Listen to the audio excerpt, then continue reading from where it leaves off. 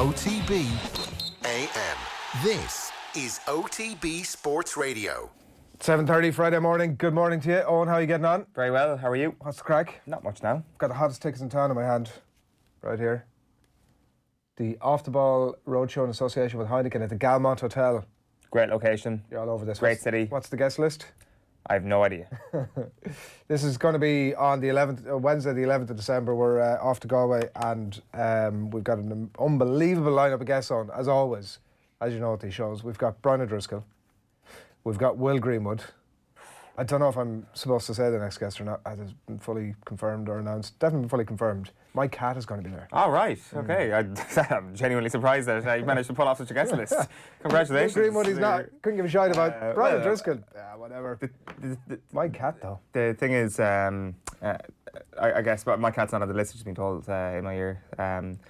Is that... Well, he is now. Yeah, there's that. There's also Andy Friend. People who are watching can see the screen. Tiernan Halloran going to be there, obviously, a local show. I've got no gripe with Will Greenwood. It's just that I will hold my hands up and say I have listened to the podcast quite a bit, especially in the lead up to the World Cup. Right. Will Greenwood. So he's kind of normalised in my ears. You know, it happens, doesn't it? Richard version of him as well. So Richard's kind of quasi-Irish. Impression is unbelievable of Will Greenwood. And also the opportunity to see how Cyril Farrell gets on in all this company.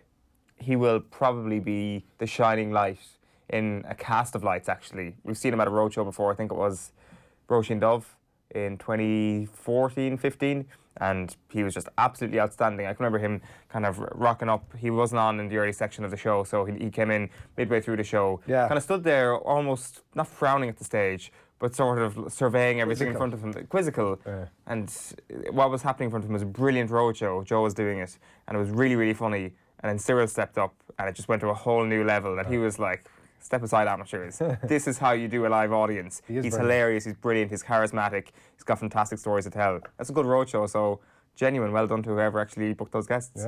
Yeah, definitely coming together nicely. So that's the 11th of December. The reason I'm mentioning that, Eoin, is that I do have a load of tickets here in my hand for it, but we are going to give away a pair this morning for... What's coming up later on? Could you best describe what we're going to do later on? The section that we're doing after 9 o'clock this morning is Ireland's most memorable sports moment of the decade. Right, of the 2010s. Yes, that is the decade that we just had. We're all going to get into the studio.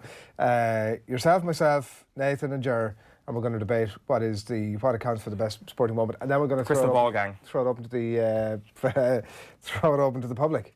Exactly, that's what's going to happen. So we're going to whittle down the countless amounts of great Irish sports moments, memorable Irish sports moments from the last 10 years and put them to a public vote, World Cup style format, last 16, going to be drawn this morning.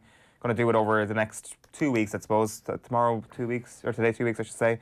3 weeks' time. Because we're going to do it for like 15 working days, weekday working days. Cream the shit out of it is what we're saying. Exactly. Yeah. And then come the middle to end of December, we're going to have a winner. Some things may pop to mind that will definitely be on the list. The certain things that won't pop to anybody's mind might also make the list. One particularly, I understand. It's the challenge with these things is always kind of getting the name. We've been debating over the last few days about what it should actually be called, because it's the difficulty of calling it something like, for which was debated for a while, the most iconic sporting moment of the decade, which rules out all the, I suppose, what one might describe as the negative side of things. Right, like you're never going to vote for... You're probably not going to vote for Michael Conlan having a rant after losing out in Why Rio not? As the most iconic, because iconic comes with a lot of positive connotations. That picture right there might be the most iconic sports photograph of the entire decade. In fact, it is the most iconic sports photograph of the entire decade. His interview is the most iconic interview of the entire sports decade. The interview, yeah. You see, how many people would be able to name the amount of boxing opponents faced by Irish boxers throughout the decade? I know. Nikitin is certainly up there, and we're talking Andy Lee's professional career here, we're talking Katie Taylor's amateur and professional career here, we're talking Conlan's amateur and professional career here, Frampton. Like, Nikitin is right up there. Like, and he went on to do so well over the rest of the tournament as well. Well, that's the point. He's a relative nobody in comparison to the big name fights that we remember from the last 10 years. That moment has everything. It's not a good moment in terms of Ireland winning or being successful, but we need to get past the idea that a successful thing is an iconic thing. For me, Michael Conlan has a great chance of winning this. It's a fair point. I'm on board with you. The interview was actually Like, how many times have we seen that happen to sports people, right? Maybe not to that absolute extreme where it was so bloody obvious what had just happened, but that the proponent comes out and says, well, listen, the result just didn't go my way, it really should have done, I'm going to refocus now, I'm going to knuckle down, get back to it for the next 4 years. And he just came out and he was angry, like angry as all hell at the start of the interview, like clearly, and was saying himself, I know I'm ranting now, I don't know what I'm saying, I know I'm cursing live on TV, but I don't care. And he went from that over the space of about a minute and a half with Alan Quinlan to on the brink of tears at the end of it. Like, it was such a sort of moment that you're, in one regard, sort of looking through your fingers at. I watched it totally out of context, maybe not the first time I've seen it since the actual fight, but when you watch the fight and then you watch it, you're like, well, that makes total sense. But when you watch it out of context, it's a powerful interview. So that features. Yeah, like, and I think as well, it's the context is an interesting thing to bring up. How important is the context when it comes to looking at that Michael Conlan incident? Because I think you're actually bang on. You can remove the context entirely from it and just take that one bout and one interview, and it's this amazing thing that you just seen, a brilliant piece of television. But then if you add the context onto it, it just becomes epic, like the boxing failings of that. And the impact that it's had actually is the thing, right? Because I do believe that it's had an impact on, even up to this week, was it they were talking about the transparency of the counting of the judges now is going to be seen. Yeah. So you're going to know between rounds. None of them are going to be never happened before. Tokyo. Like, you can see a thread between this rant against the, as he said, from the core right up to the very top, and the impact that had. So it was great. But yeah, like we've had a lot of debates about various aspects of this, and more of that to come a little bit later on. But the naming of it is very important, on. Hugely important. So memorable. Yeah. Memorable is the adjective we're using to describe. So you have that now for when we get into it later on. That's the title of it. Yes, 100%. I definitely won't fudge the intro. That's great. We have a pair of tickets. If you've got your sporting moment of the decade, most memorable sporting moment of the decade, better get that right. We have a couple of tickets to give away, so we're going to pluck one lucky winner before now and the end of the show at about 9:30. So whatever it might be, you've been hearing some of the sort of parameters that are on the debate, which are pretty much nothing. So highs, lows, whatever it might be, get in touch. We'd love to hear from you. We'll bring those to our audience over the course of a couple of hours, and the best one is going to win themselves a pair of tickets for that show in Galway. Just make sure you'll be able to be in Galway on December the 11th, or we'll have to start ripping them up live on screen, and we don't want to be doing that. I like that cultural reference. Darragh O'Toole has been in touch to ask, why is Adrian Barry bringing his cat to the Galway Road Show? You said my cat is the Galway Road Show. Thank you, Darragh. This is the sort of stuff we're looking for. You are in the running 2 hours. already for those tickets. Possibly not. Right, it's 7:38 on this Friday morning. We're delighted that you're with us here on OTB AM, the Sports Breakfast Show from Off the Ball, and do keep your comments coming into us. Here's what's happening over the next couple of hours. We're going to get you stuck into the back pages in just a couple of moments' time, let you know some reaction there, obviously, to the Europa League last night, and plenty more as well. Besides, we're going to talk football in the company of Kenny Cunningham. It was an interesting week, obviously, in Europe. And we may also get Kenny's thoughts on what his most memorable football moment of the 2010s was. And we're also going to talk to him about the Premier League, obviously an interesting weekend ahead. We're going to talk to Alan Quinlan, who's in studio at about 20 to 9 this morning, and a few bits and bobs to get into there, including the exclusive in the Telegraph this morning that Conor O'Shea will be confirmed, I should say, as the new performance director is the title for his new role at the RFU. He was in with the lads yesterday, wasn't giving too much away, but the Telegraph saying this morning performance director will be his title. Get Quinny's thoughts on that. Happenings at Munster and Connacht as well, a few more things to get into Quinny about there too. The Ireland's OTD coming your way at 9 o'clock this morning. That's our chat about the most memorable moment of the decade, of the 2010s, and all through it we do want to hear from you, but right now we're going to kick things off with the newspapers. OTB AM. Now, here's what's going on. What were you saying to me, Tommy? No, he's talking to me. Right. Right, okay. This is information that our audience definitely do not need to know. The Irish Daily Star is where we're going to start at 7:40 on this crisp Friday morning, and a lot of reaction obviously to the Europa League last night. United kids must man up. Writes Jeremy Cross here after Astana 2, Manchester United 1.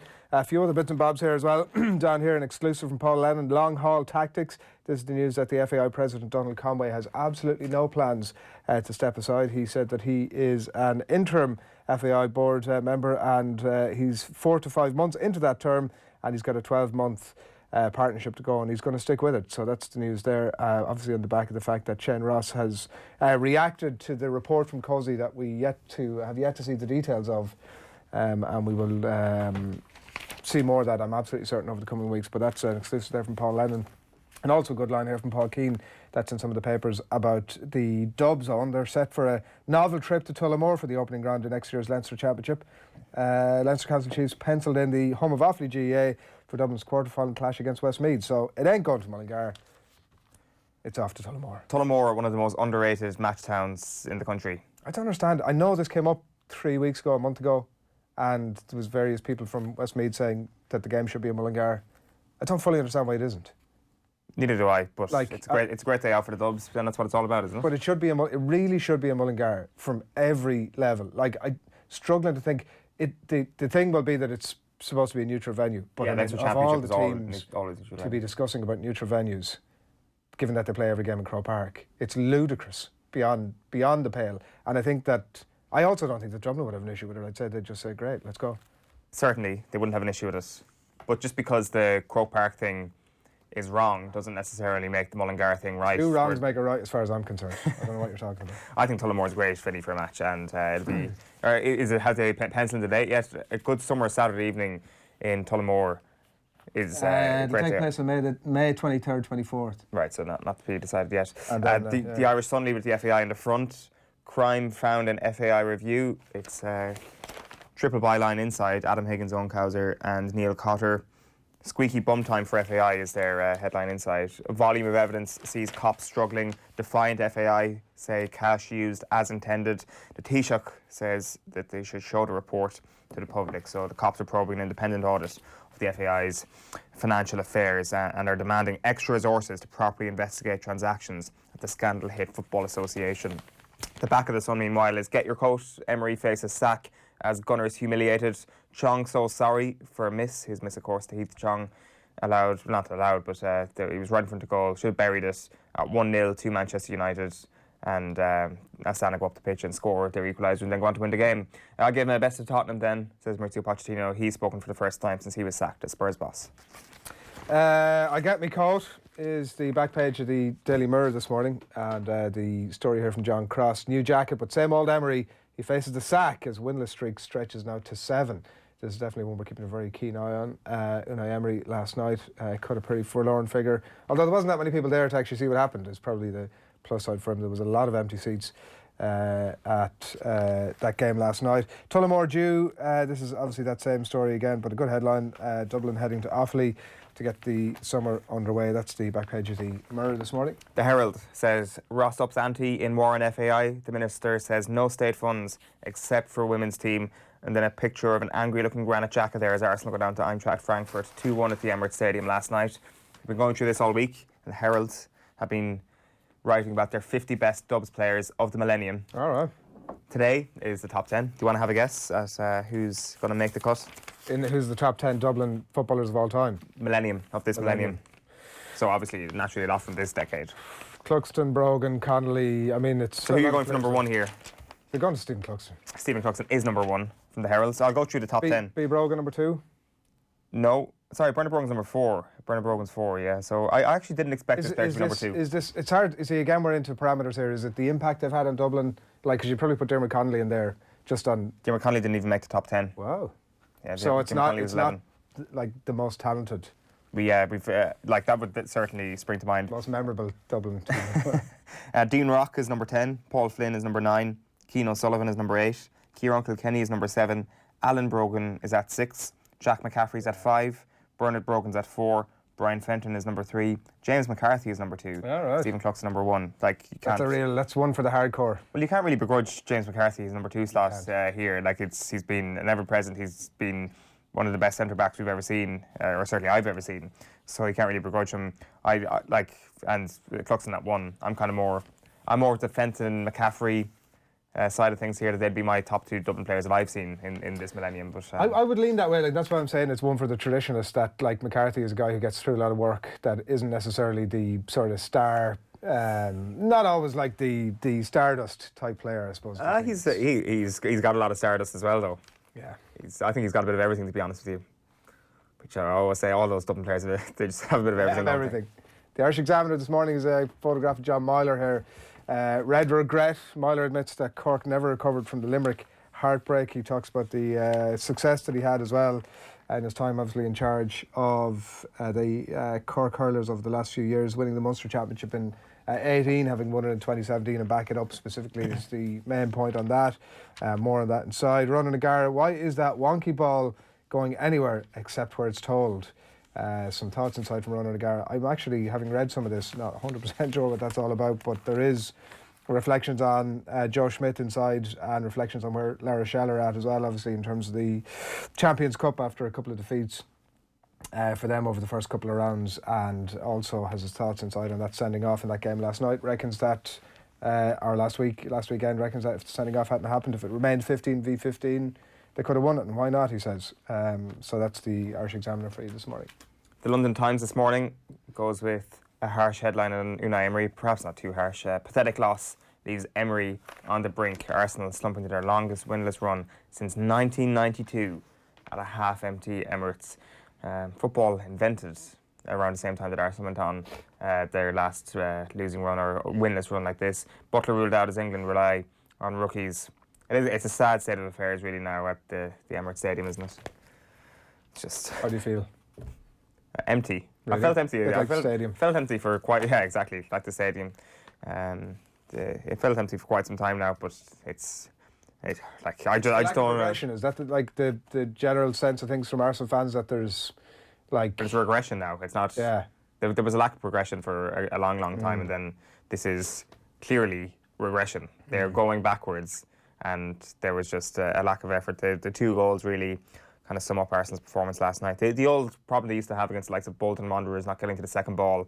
But if you're not going to get to the second ball, at least, realise that you're getting paid 100 grand a week and run towards the opposition player who's in possession of the ball inside your own box and may actually put that ball in the back of your net. That might be a good idea sometimes. Let's make it look like the players are as culpable here as the manager is. They put in a pathetic performance last night, and they should be embarrassed of themselves. But Unai Emery is going to be the man, the fall guy here. You feel sorry for him a little bit, but also he's a terrible manager. So, Done Out here on YouTube says, any word on Emery, seeing as you titled it, which was their live stream on YouTube, Emery out, pure clickbaiting. I think that if you look at most of the newspapers this morning, Done Out here, including the Irish Daily Mail, there's a little sign there that says Emery out, and there was lots of them at the ground last night, so I don't know if they're quite sort of on the money with that one, but happy to get your comment. You're definitely in the running for the tickets. Done Out here after that comment. Fans demand Emery acts as Arsenal slump. This is their defeat at home to Eintracht Frankfurt last night. They managed 11 shots in the game last night at home. They managed 12 shots against Southampton at the weekend. Wow. That's probably it's hard to actually pick what's your favourite statistic from the week, but certainly Southampton having 21 shots to Arsenal's 12 last week at the Emirates Stadium was one of my favourite ones. It's a new slot right there. The other story here from the Daily Mail is that Philip Quinn is writing that the government, FAI's state aid, says the headline, government's 100 grand bailout for association. This relates to Shane Ross committing to give €100,000 to the Republic of Ireland women's team so that they can properly prepare, as Philip Quinn writes, for their Euro 2021 qualifiers at home to Greece and away to Montenegro in March. So I suppose proof that when the rules can be bent a little bit for the greater good, then they're happy to do that, but obviously not lifting the overall sanction that the government have on the FAI on the back of that, most specifically and especially on the back of that COSI report that looks as if it's headed down the legal route. So the women's team are to be bailed out there, and Dublin start 6 in a row bid in Tullamore.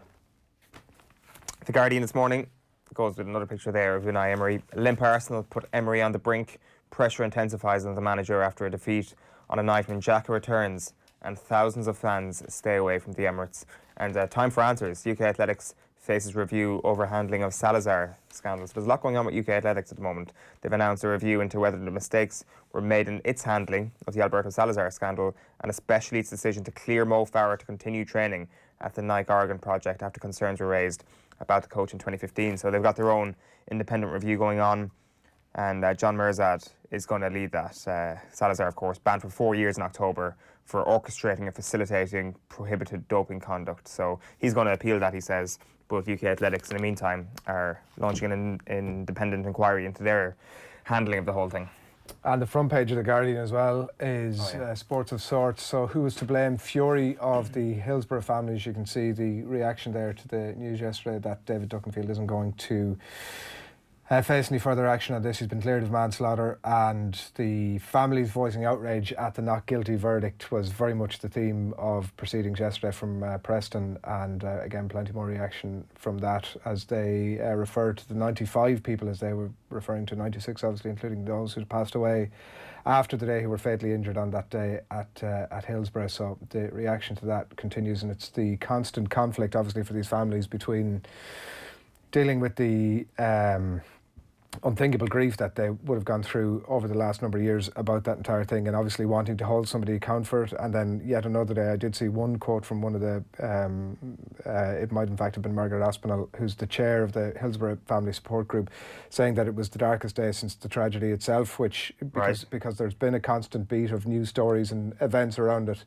For certainly people like myself who are looking on, it's a line like that that gives you the significance and the resonance of the decision yesterday in Preston. So, yeah, I don't think they were best pleased as well with what they perceived to be how favourably Duckenfield was spoken about by the judge and things like that. Just poor chap at one point he was referred to when he had to go off to take some sort of ill leave. The feeling that it was a bizarre sort of leaning, appearing to be a positive leaning in his favour. Unusual language, to say the least. Let's move on. The Irish Times this morning, the front page of the sports section here is a photograph of Conor O'Shea with the new headgear that he's involved with. What's his? Is he just on board as an ambassador for that, or was he involved at the production of it? Ambassador, I think. Ambassador, yeah. But I'm sure, I know for a fact that he's obviously looked a lot into it, has huge interest in how World Rugby are trying to tackle head injuries. Can't imagine he's the sort of guy to just lash his name on something and not actually know what he's doing.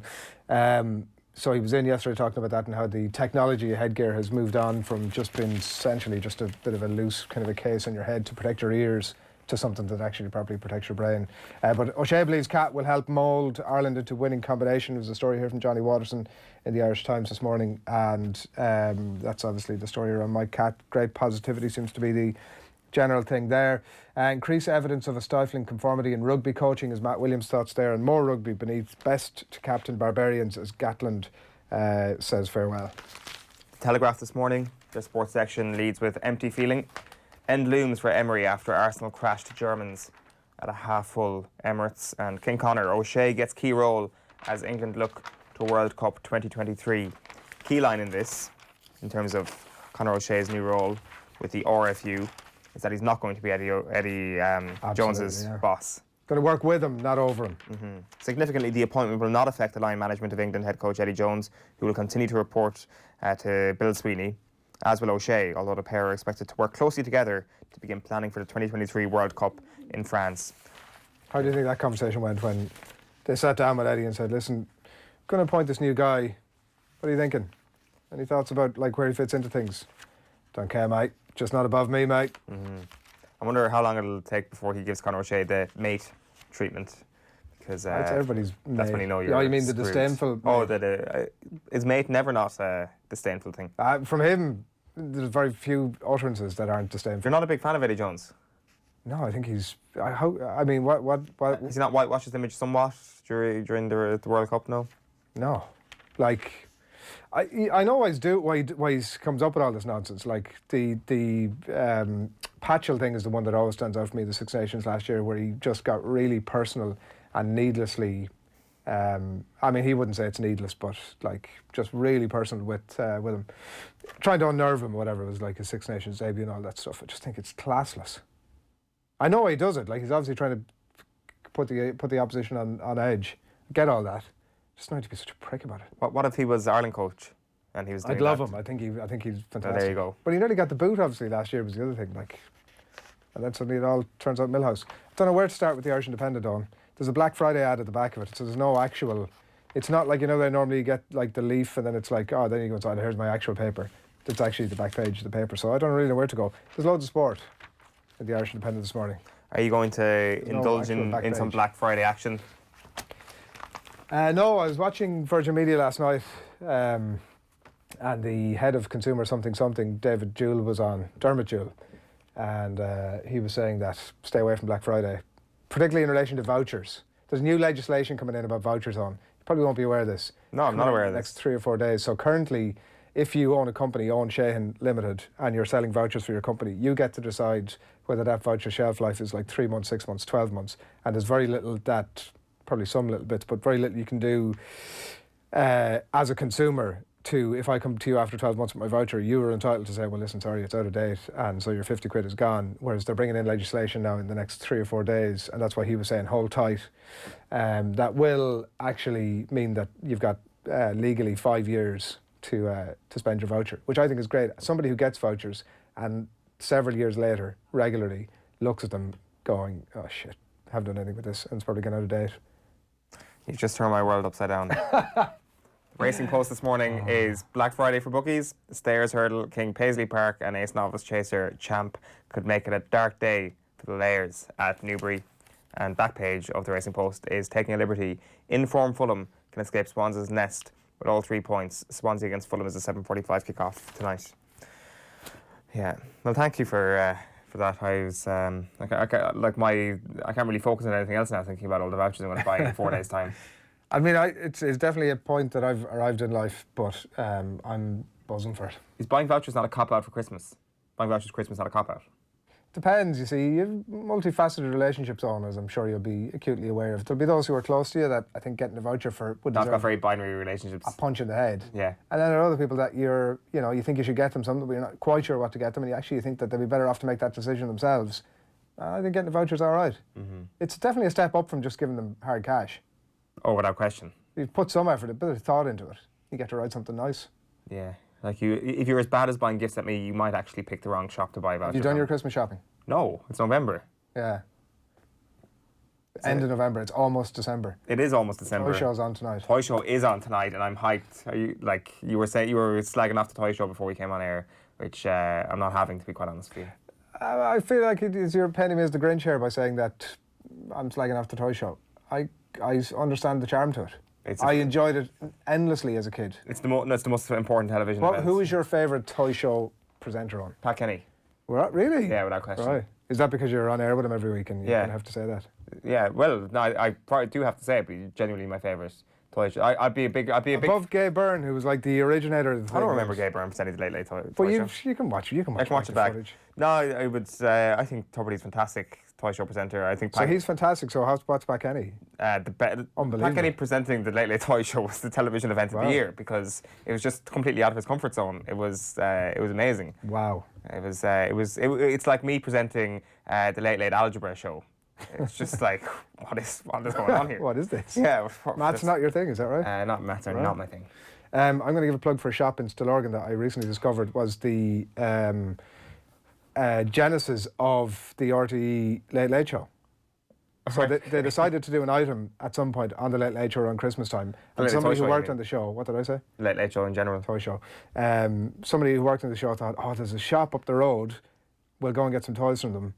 And it was from that, they went out and they thought, this shop is unbelievable. We could do loads with all this stuff. And that's where the toy show came from. It's Nimble Fingers in Stillorgan, and it's, to this day, a brilliant shop for kids. Right, must. You'll have no need to go there. I said I was going. I must. You'll have absolutely no need to go there, but for people who do, thank you for the plug. It's brilliant. A few comments in. Neil Murphy says Robbie Brady's goal, BS, I presume, versus Unai Emery is texting us here against Italy. Or Ireland beating New Zealand in Soldier Field for me. It says somebody else. Yeah. Neil, yeah. Jeff Tucker. MMOTD, it should be OTB AM MMOTD. He's right. He is right. That is the hashtag you can get us on this morning. Izzle Cody, morning to Izzle, says surely there needs to be a Shane Ross sports moment of the decade. He's given enough material in his tenure. Hashtag OTB AM. I mean, it's fair. You could just do a top 10 of his moments. Generally, him tweeting from the Aviva or at various grounds that he's not 100% sure what he's at with his jocks hanging out. I think any one of those. Shane Ross shadowing Katie Taylor is probably up there. That could be the top one. Shane Ross and Patrick, you taking a photo with Annalise Murphy after winning a silver medal is up there. And Shane Ross with Hot Dog last month is up there as well. What was that at? the Ireland-Denmark game. Oh, yeah. And also tweeting like sort of an hour after things have happened with the wrong tweet. No, what am I talking about? Shane Ross, dominant Puspur is the moment of the decade. Can't believe we recorded this segment and we're forgetting about dominant Puspur.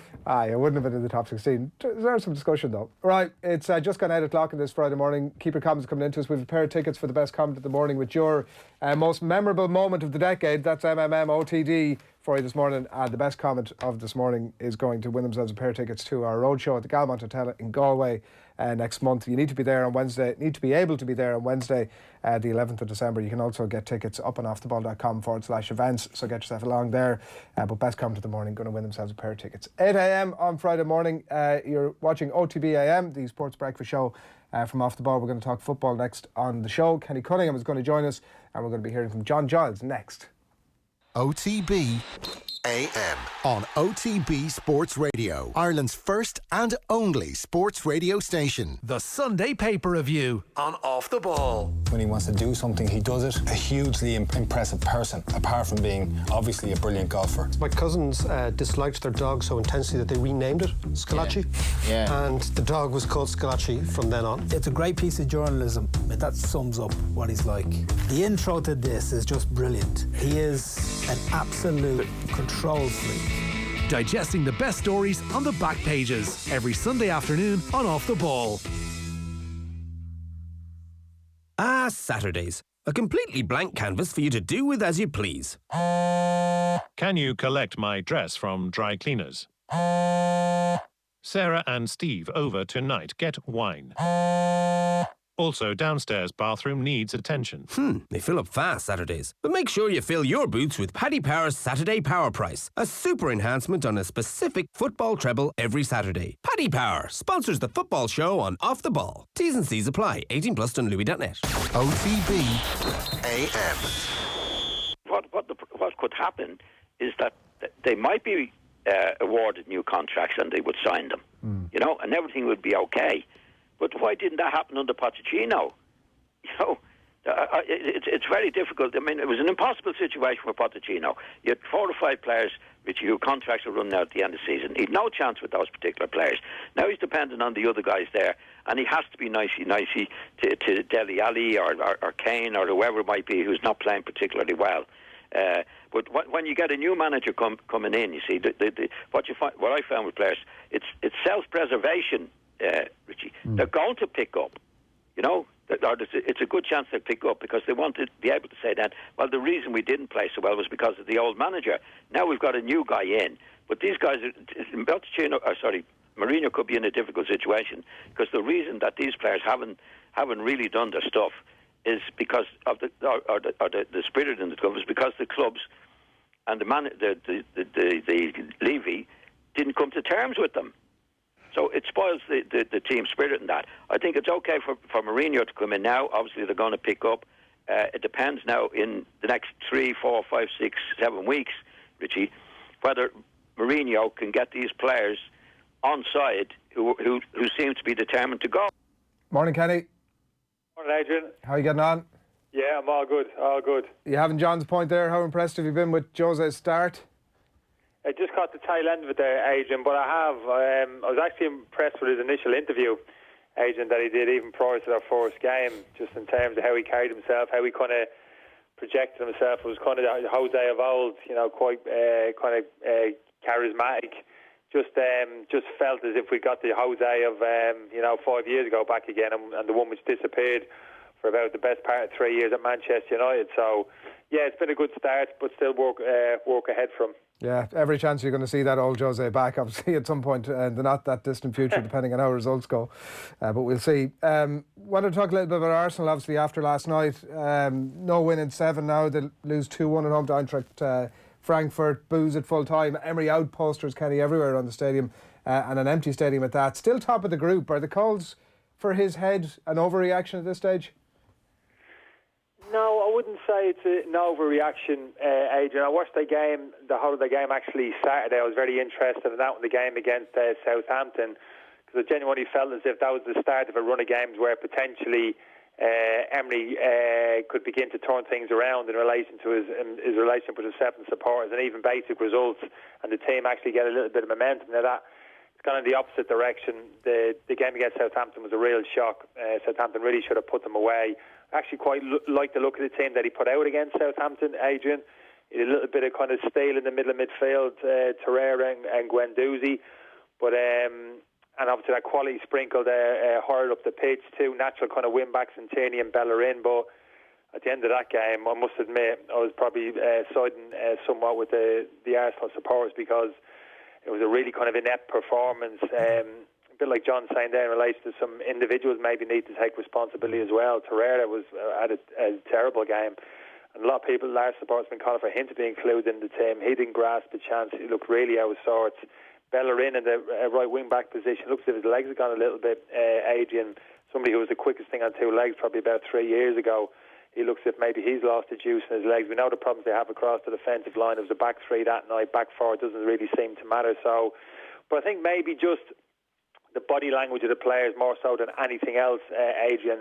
Last Saturday, again, they lost last night. I didn't see the whole of the game last night. Just maybe you get a sense of maybe the players are in the process of losing confidence in the manager. The relationship between the manager, that kind of dynamic isn't great. So that's the biggest worry. You just sense as if it's almost coming to a natural conclusion now. Yeah, and it could be, like you're looking at stories this morning, that it could be very, very soon, Kenny, when this thing does come to a close. It's an inevitability at this point. Like, I know you didn't see the game last night, but long story short, Frankfurt scored 2 goals where if there's better closing down on the shooter, those 2 goals don't happen. It was a shambolic performance at times. It's a performance that shows that the players aren't playing for the manager. And like you mentioned, the performance last weekend, Southampton deserved to win that game fully. Like, if you go back through the last 7 games that Arsenal have played, they've won none of them, and they've led in 5 of them. Like, that also shows kind of something lacking in the attitude. And is there a situation now where there's a legacy from the players' behaviour on the part of the next manager, even, where they've let themselves down so badly? Granted, they're not playing for this manager, where, I don't know, it's hard to even salvage any sort of face from this season. Well, it is amazing the reaction you can get from a new manager coming into a football club. You do sense as if the next manager who comes in there, presumably Emery's going to go at some point, you feel as if he needs to be a kind of maybe a stronger personality. He's going to make some big decisions need to be made there in terms of players going out the door and coming in. And I think if players get a sense that strong personality has walked through the doors, prepared to make those decisions, reputations count for nothing, etc., then pretty quickly they kind of fall in line to a certain extent. Maybe again you just get a sense of a couple of Arsenal players looking at Unai Emery thinking maybe he hasn't got their total respect, maybe he's not strong enough, and maybe 1 or 2 now are in the process maybe taking advantage of that. You look at Ozil again in particular, he always seems to be a talking point. You know, hasn't played a huge amount under Emery. You just wonder how much of a destabilising influence he can be behind the scenes, a very kind of forceful personality. Again, he hasn't grasped his opportunity the last few weeks, or Emery's come back to him, giving him an opportunity to maybe lead the team and play Arsenal out of this kind of difficult situation they're in, and he hasn't been that kind of catalyst for change either on the football pitch. So it's going to be a huge decision. If they are looking for the next manager, I'm sure they are behind the scenes and pinpoint who the next person may be, whether that's now or potentially they might have to wait till the end of the season. And maybe you spoke about this before, Owen, and maybe an interim manager if they can't get the man they want. Espirito Santos get mentioned. I'm a huge fan of his. I think he has that type of personality that I'm talking about. They might have to be patient and bide their time till the end of the season. How far do you think Arsenal are away from actually, I guess, losing the esteem with which they're held? I think just about at the moment they'd be able to persuade someone like Nuno Espirito Santo to come to the club. But are we nearing a point now where the Wolves boss may actually look at his current situation and say, we're going toe-to-toe with Arsenal points-wise in the Premier League, and it may only be a matter of time before that represents the magnitude of the club, that Arsenal are in just such a sorry state that I'm better off staying with Wolves and it's not progressing my career to go to the Emirates? Yeah, no, I think that's a fair point. It's a very good point. I suppose you can't get away from the fact that profile of the football club on the potential that's there. Now, that potential can only be realised in terms of maybe money being made available to the new manager and investment in the squad and all things like that. And that always hasn't been the case for Arsenal over the past number of years. But I still think Arsenal Football Club would be a huge draw. You know, the history of the football club, like I said, just its profile. So, yeah, I do take your point. I think the likes of Espirito Santo, I think these type of people are very kind of loyal to the clubs that they're at. People always talk about a project, how much they've invested in the football club, the journey they're on. And sometimes I don't think it's just talk. I think that is the case, and he's done a great job there. Maybe feels a certain amount of loyalty to the club and the players themselves who've kind of bought into what he's been trying to do at Wolves. So I think actually, yeah, you are right. It's not a case of Arsenal pick up the phone to Espirito Santo and immediately, woof, I'm out the door. Yeah. And I think probably you could make the same argument maybe for Brendan Rodgers being linked to maybe, I mean, Rodgers probably would have been an ideal fit in some respects if he'd still been sitting up at Celtic and this position at Arsenal would be coming available. Owen, I'm sure Brendan Rodgers would have been very much in the foreign line of the Arsenal directors and owners. But the job he's done at Leicester, the potential, the quality of the squad he's got there, if they were to contact Brendan Rodgers now, I'm sure maybe 6 months ago he probably would have jumped at that job at Arsenal. At this moment in time, the job is up to Brendan Rodgers. I'm not sure he'd make that jump either, and rightly so, because of the job he's doing at the moment, the journey he's on with Leicester City. So you're right, it is a good point. It's not a given that these managers would automatically jump ship. Yeah, and also, I mean, fingers will be pointed at the Arsenal ownership as well, that they obviously stuck with Wenger way beyond what was reasonable. They've appointed a manager who's, I think he had a decent start, if I remember rightly, and then things just obviously fallen total flat in their arse over the last while. Like, it's really important from their point of view that the where do we go from here question, that they make the right appointment, obviously. Is Pochettino a ludicrous suggestion, Kenny? Oh, it's borderline ludicrous.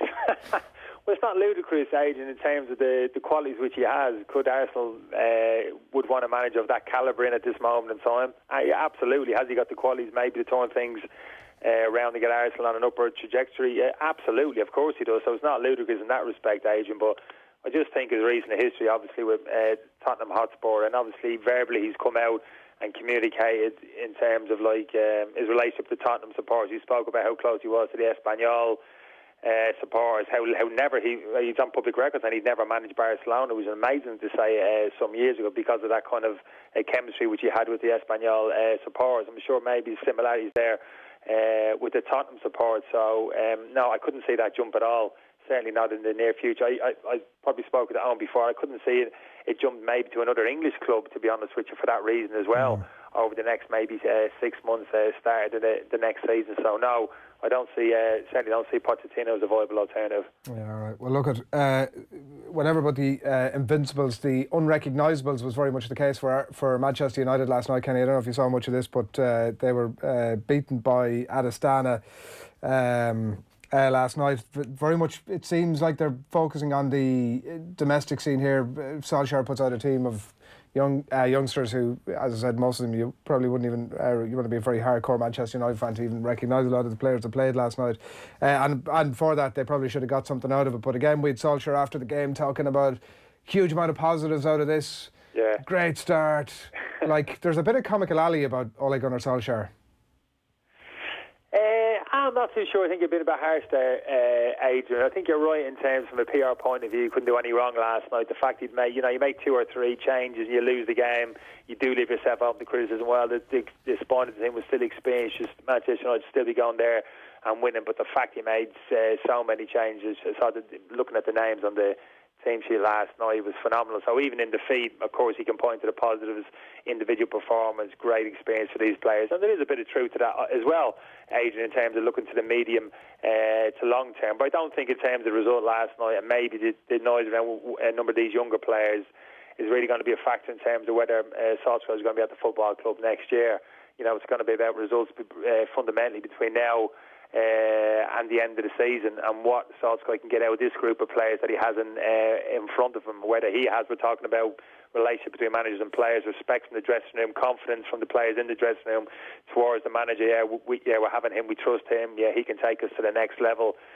Still, probably you're alluding to it there. Maybe the insinuation is he hasn't got confidence from the players in the dressing room. Probably over the next 6 months, we'll know that a little bit more clearly, whether he's the manager to lead Manchester United going forward. Yeah, I just can't stomach the constant sort of post-poor results that everything is largely fine tone from him, but that's just my personal view, Kenny. The Villa game, obviously, the weekend, Old Trafford Sunday game that's live and off the ball, 4:30 kick off.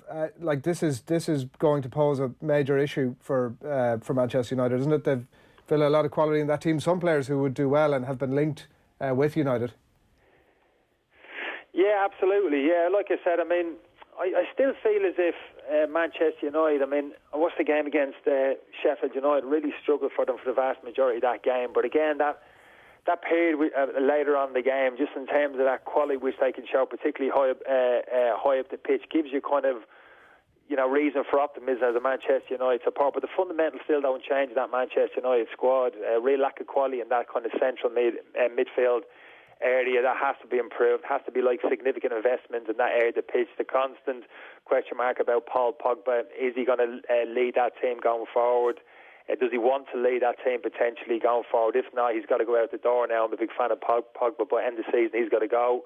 If he can commit himself to that football club and lead those players. So yeah, nothing's really changed for me, the Manchester United squad. Yes, individual performances, etc., the introduction one or two of the younger players around the periphery of things, but the basic fundamentals really haven't changed. It's certainly in terms of that central midfield area. It's going to make some key acquisitions in there, maybe two, if three signs of Pogba heads out the door in the summer, and just a little bit of tinkering around the edges. I don't think as if, I know there's talk about 3-4 transfer windows before Manchester United can get challenging again. I wouldn't necessarily buy into that. For me, if the signings are right next summer in terms of key players in those areas of the pitch, I think Manchester United can make big strides forward very quickly. But that's easier said than done.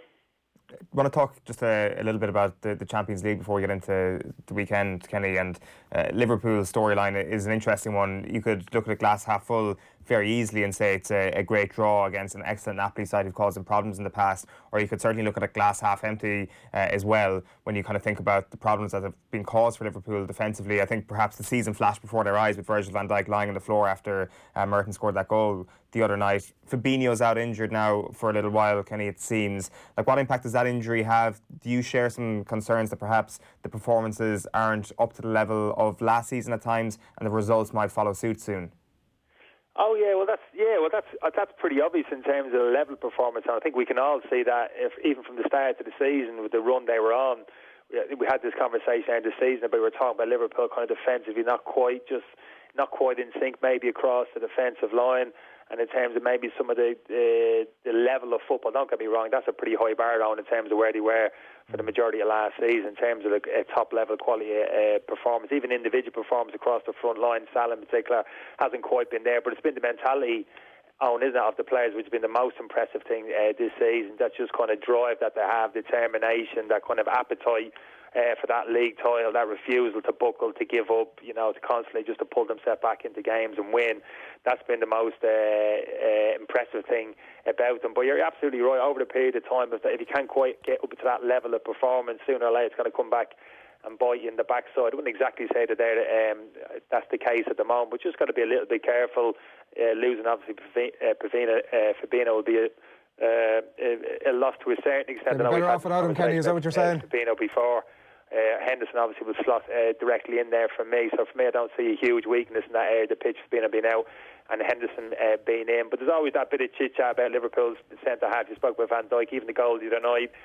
Lovren made a poor decision for me, keeping that high line, looking for a cheap offside. He should have been dropping into the space and all those type of things. So look, it's not panic stations by any stretch of the imagination. The Liverpool squad is strong in depth, but it's that mentality for me, Owen, which is invariably going to see them through, regardless of the circumstances. Players coming in and out through injury or whatever reason, you just feel as it's momentum there behind that collective determination that they're going to push through any obstacle which is put before them this season and win that league title. Better off without Fabinho, Kenny, is what you're saying? No, they'll be putting those words in my mouth, falling out all these Liverpool supporters, God bless them. But no, I don't. I just feel that's the strength of the squad, Adrian. Different qualities. Obviously, Henderson hasn't got Fabinho's passing range, we know that. But for me, a very astute defender in there, very disciplined, with the likes of Oxlade-Chamberlain now available. And, he's got so many options, permutations in that central midfield area. Adrian, that's the beauty. A couple of years ago, it would have been a massive problem losing one of his key central midfielders. Now he's got some really good options there, and that's kind of central midfield area. So that, for me, that shouldn't be a huge problem. Liverpool's still in great shape for me. Do you have any concerns at all about the right side of defence, Kenny? Like Trent Alexander-Arnold obviously had to come into the game midway through the other night. Joe Gomez getting a little bit of flack for his performance on that side of defence. Perhaps he's much more suited to partnering Van Dijk at the heart of the defence, and obviously you kind of highlighted an error from Dejan Lovren there. Yeah, well, Bob, you had me made this argument for a long time about Gomez. I was a bit surprised he hasn't played more games regularly with Van Dijk this season, just to cement that relationship. Because for me, the start last season, if you remember, that's a long time back. These two were the best defensive partnership in the league, Van Dijk and Joe Gomez. And Gomez is still very young, developing as a centre half. But for me, they were outstanding. It was only that injury to Gomez just kind of checked that partnership, and I'm surprised he hasn't put them together sooner. I understand Matip came in to tail end of last season, was kind of playing well, very experienced player.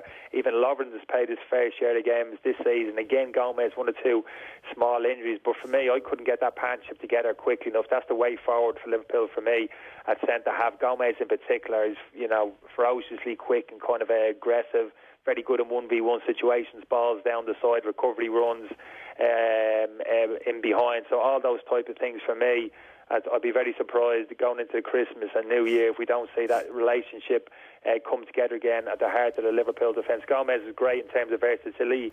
Owen right back, left back is one of the qualities which he has. But for me, Liverpool's rock solid, strongest central defensive partnership is Gomez and Van Dijk, and the quicker he puts them back together and get a run of games, the better for Liverpool going forward, and certainly into the second half of this season.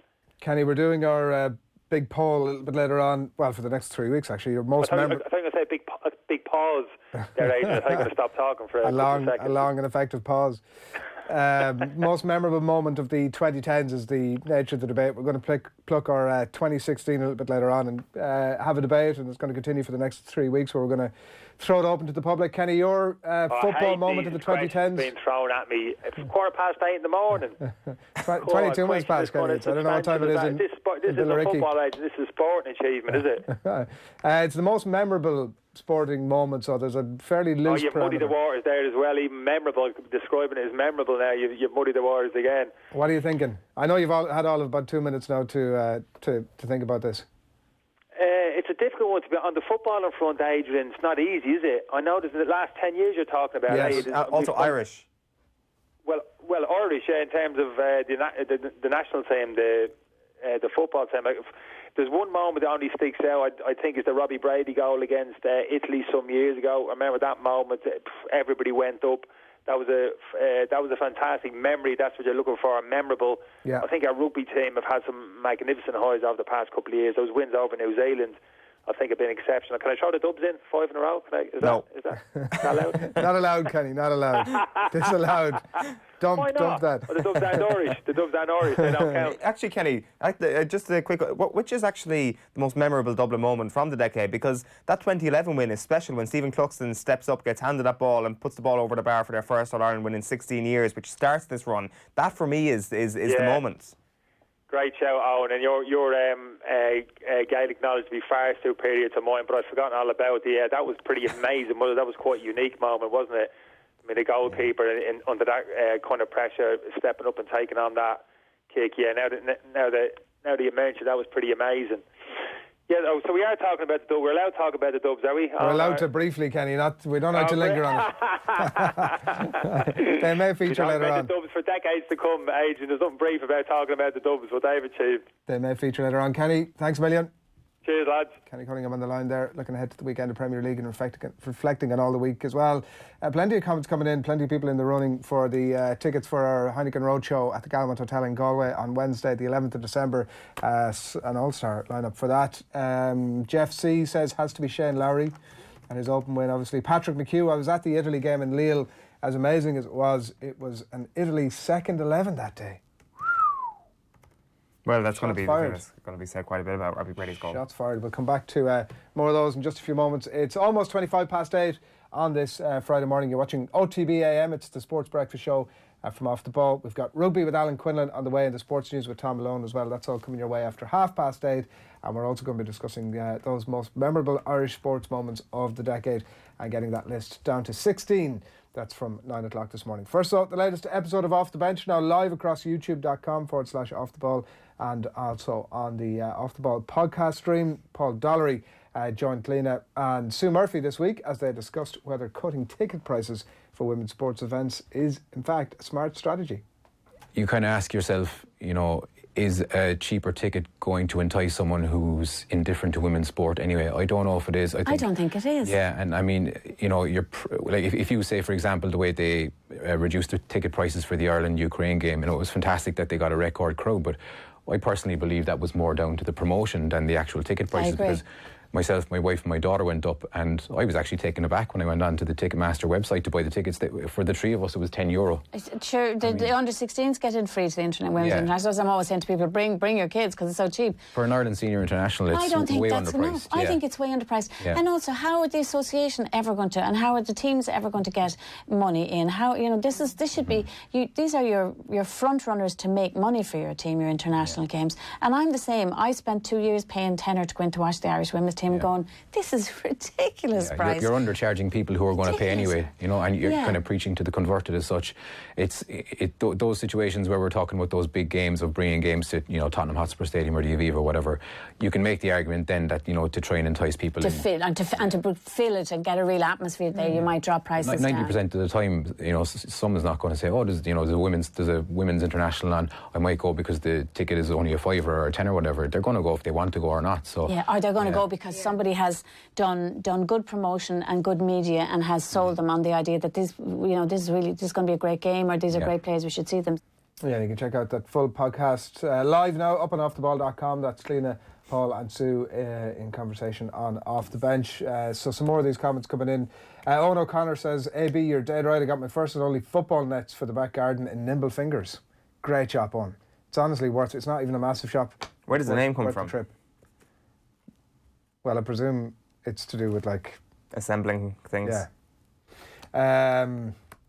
Eddie, I don't know what I did there, playing the piano or something. Eddie Byrne says #OTB AM MMOTB. It's not MMOTB, it's MMOTD. Has to be Johnny's drop goal against France. It had the same emotion as O'Leary's penalty. Yeah, I remember everybody, I was about to say I remember where I was for the drop goal. It was last year. Where was I? Wait, yeah. The same emotion as O'Leary's penalty. It was... I don't think so. We were in the Castlebar Mitchell's clubhouse before the opening, or one of the opening games of the league, and there was pints flung in Castlebar that night when that's how big it was. That's how big it was. That puts it into perspective. Jimmy Allen, morning to you, Jimmy, says Katie Taylor's gold medal in 2012. I was at that. That was incredible. Mm-hmm. That was just an incredible moment. I don't know how much conversation we're going to give that later on, but I suspect we're not going to give it enough conversation in foresight/hindsight. What an achievement that was, and it wasn't just. It's the obvious thing of it not just being a sporting achievement. It was the journey that she had been on with her own and with that sport as well to bring it to where it was. And it was the fact that I certainly went over there in the expectation that she was going to murder her opponent. And that clearly wasn't the case. In fact, I think her opponent felt a bit hard done by. Well, that's for sure. I was very worried about that. At the full-time whistle, we were when you had to wait for what seemed like about 24 hours before the decision was given, everybody was sitting there going, it has to go our way.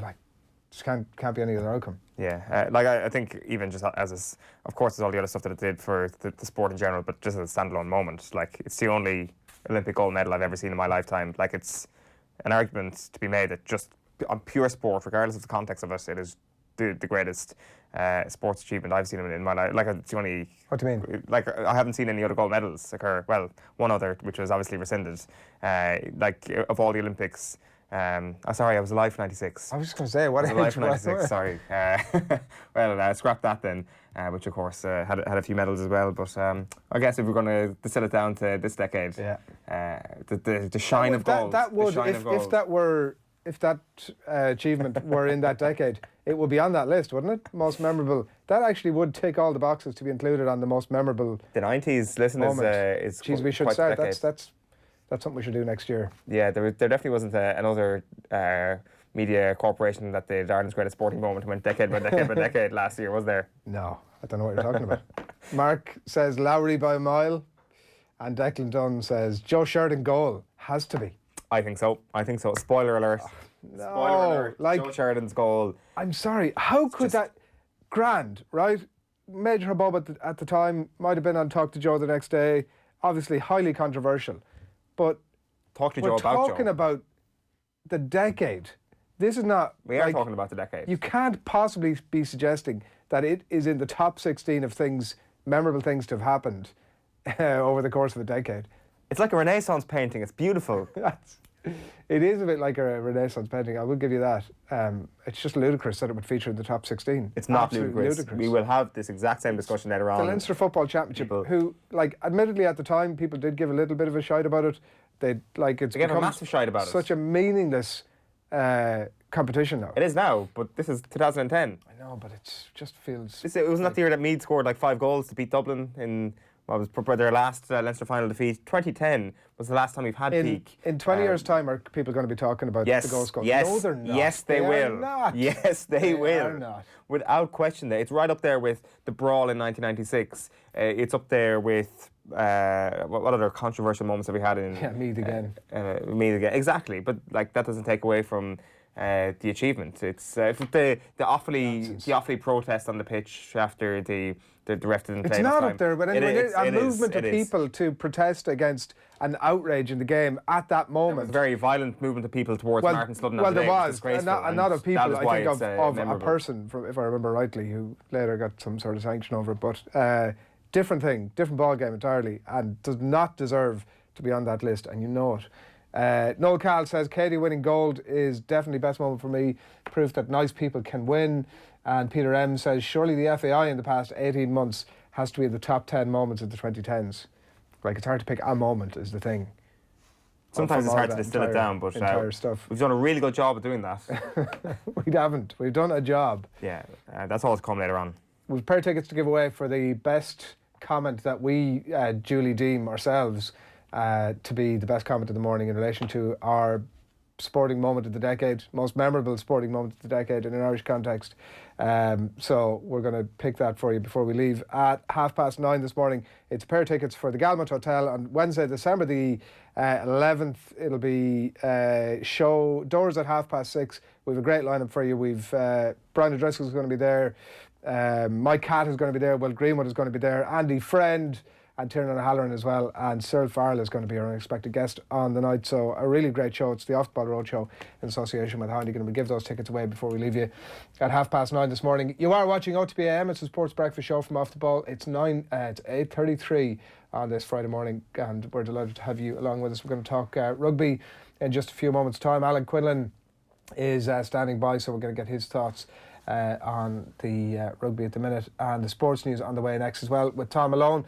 But before that, here's the Irish Independent's Dan MacDonald on the show last night. The ongoing fallout from the numerous audits and investigations going on at the FAI. I think this was one that, I'm not saying we expected it to be quick, because I mean it was already delayed from September when it looked like we were going to get the Coastie report, and then obviously it emerged that John Delaney had left, and they requested more details related to that, and that led to a hold-up. But yeah, the sort of realm that it's entered now, you would be slightly concerned. And the problem, I mean, I know you can't really speculate about anything that's happened here in any respect, but what we do know with certainty is that this was meant to be part of a process for closure, and not, okay, closure is probably ambitious, because there's an ODCE inquiry going on that we knew was going to take potentially years, but I guess in terms of being part of a process towards some form of closure, some form of moving to the future, and the Coastie report and the outcome of the reports was tied in with the AGM resuming the accounts, the appointment of independent directors, and now I guess that the first hurdle here is sort of as veered into the territory of a Gardaí inquiry that could take an unspecified period of time. Then really the issue you face is that there is no kind of any closure at all. And this just hangs over everything that the FAI does and possibly prevents it from doing some of the things that it needs to do to rebuild and restore trust. Yeah, plenty more on those stories, no doubt, over the next while. Tom Malone, good morning to you. Hi. How are you keeping? Yeah, good. The debate rages on. It's about to rage into full steam ahead, at 10 out of 10 steam ahead here in about 25 minutes' time. Okay, cool. Well, we need to get a good month out of this, so, you know. It will be roughly about that. It's the off the ball, most memorable moment of the decade. For me, Leinster's 2011 Heineken Cup win when they were so far down against Northampton. Would you say that Leinster are one of the greatest? Would you say that Leinster are the greatest, or in the debate for the greatest Irish sporting team of all time? Oh, without doubt. Yeah, I would be with you, Tom. There are others in this building who seem to take umbrage with this suggestion, and I'm not going to be pointing any fingers at. I don't see how they can't be. They've won 4 Heineken Cups. I agree. They're an incredible team. Provided the spine of our greatest international team, you know, what's great team? They're the best academy. They're providing so much talent for the future of the sport. Really, Tom, so much success in Irish rugby can be traced back to Leinster and their academy system as well. Sorry, Tom, this is just to clarify here. Adrian Barry is just trying to remind everybody of the tweet he put up in 2018, the Pro 14 final, after Leinster had beaten Scarlets. It was the 2018 because they won the Champions Cup the same year when they beat Racing in the final. You should know as a Leinster fan. You were at the game, on the champers, on the red wine, whatever you're having yourself. Incredible team. We've never seen the likes before. We may never see the likes again. The best team of all time in any sport ever globally. Leinster, that's what it was. There's not even that many characters on Twitter, so that will tell you that was just not true. There may be some debate a little bit later on about Annie Power. Look, the Annie Power fall, she went for a soft race. She should have run a champion hurdle or a world hurdle, and they ran her in the absolute soft mare's race. The only reason people remember it is because so many people lost their nuts on a thieves multi, so yeah, just because he got done on a shorties fourfold, you looked at the race card, you went 4-6, 5-4, 4-6, 5-4, brilliant, easy money, and then just counting it as he comes into the last, she tips over, and everyone's up in arms just because it's underdough, not because of what's actually happened in the race. I mean, I have enjoyed the last minute. You might as well have been speaking Swahili, but I definitely enjoyed it. It was, I'm sure it makes sense to racing people. Yeah, well, you know what I mean. It's just bookmakers. It would like you to engage in doing multiple bets because there's profit implied in a price. So if you're multiplying a price, you're multiplying profit for a bookmaker, and it's far more likely that the bet will lose. Tom, you've been spoken the most sense of anybody in the studio this morning. So what else have you got for us? What's happening? Not great news for Unai Emery. It's believed he is on the brink of the sack at Arsenal after the Gunners lost again last night. A 2-1 defeat to Eintracht Frankfurt in the Europa League at the Emirates Stadium leaves the North London side without a win in 7 games. Further bad news, the club's board are due to meet this morning, so that's rarely a good sign for a manager, is it? Anyway, they are due to meet this morning after their worst run of form since 1992. Arsenal's next game is away to Norwich City in the Premier League on Sunday, and Emery understands the gravity of the situation. Now our moment is not good. We need to win. We need to achieve gain confidence, and we need. I think we are better than we are showing. But everybody, the players, the coaches, and me, and now we lost some confidence, and we need to win. In the actual Europa League, they will reach the last 32 if they avoid defeat to Standard Liège in their final group game. Elsewhere last night, Celtic topped their group for the first time ever. Neil Lennon's side were too good for French outfit Rennes at Celtic Park, winning by 3-1. Wolves progressed to the last 32 with a 3-3 draw in Braga, their first European campaign since 1981. A very young Manchester United side were defeated by 2-1 at Astana, but of course they were already assured of getting through to their group. And Rangers drew 2-2 to Feyenoord, and they will qualify for the knockout stages if they avoid defeat against Young Boys. Liverpool manager Jurgen Klopp and Manchester City boss Pep Guardiola were inducted into the League Managers Association Hall of Fame last night. They've both been recognised for their achievements in English football. Sir Alex Ferguson and Gareth Southgate were on hand to present them with their awards at a ceremony in Manchester, and Klopp admits that it was an honour. It's really big. When I heard first of it, I couldn't believe it. I never heard about it, that something like it is even existing. I don't feel very often in my life pride, but in this moment I'm really proud because it's just something really, really special. And there's one game tonight in the Championship as well, as Swansea City host Fulham. In rugby, Munster take on Edinburgh in the Pro 14 this evening. Johan van Graan has made 14 changes to the side from their Champions Cup draw with Racing 92 last weekend. Jack O'Donoghue, the only man to be retained with a significant Irish contingent there, all dropping out. Jack O'Donoghue will also captain. Kick-off there at Irish Independent Park in Cork at 7:35. At the same time, Ulster get their home clash underway with the Scarlets at Kingspan Stadium. They made 6 changes to their side from the side that beat Claremont in the Champions Cup last week. Robert Ballacoon, Matt Faddis, Craig Gilroy and Bill Johnson all come into the backs with Kieran Treadwell and Matthew Ray named amongst the forwards. And former Ireland international and Italy coach Conor O'Shea is set to take over a position with the English Rugby Football Union as a Director of Performance as part of a major overhaul of the elite rugby department. He is to replace Nigel Melville, and it's just been announced that Nigel Melville is confirmed that Nigel Melville will step down in the next month or so. He's coming in a slightly different role, I think, than Nigel Melville was there, but interesting. We'll get Alan Quinlan's thoughts on that in just a minute. Fergal Carney says, I agree with Eoin, I've no Louth or Meath affiliation. I don't even watch that much Gaelic football, but I'll never forget watching the Leinster final when Sheridan threw that ball on the net. Yep. It's unusual.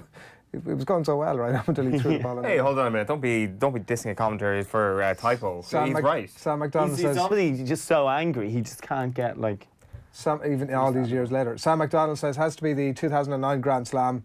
The drop goal from O'Gara to nick it. On the decade. Broke the seal and started a golden phase for Irish rugby. Seismic. I mean, he's right. He's 100% right. It's just a different debate. It's amazing how that year ended on such a flourish of memorable moments, the last one, because you had Bernard Dunn in the Grand Slam the same day, and then Henri's handball in the same year as well. 2009 was just a whopper year for memorable moments. Munster beat New Zealand, says Key Buckley out of nowhere. It's only about 3 or 4 decades late. Plenty more as well. All right, we're going to get Alan Quinlan. He's the indications are that he's going for Leinster's comeback win against Northampton in 2011 as his moment of the decade. May or may not be the case. Alan Quinlan's in studio next. But before that, let's hear from Ronan O'Gara. Here he is on his La Rochelle side.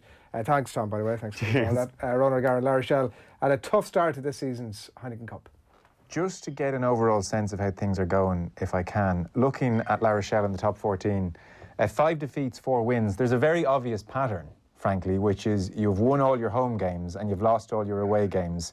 It's the most cliched French thing I could even imagine. Is it that simple, or what's been going on generally? No, it isn't really, no. I think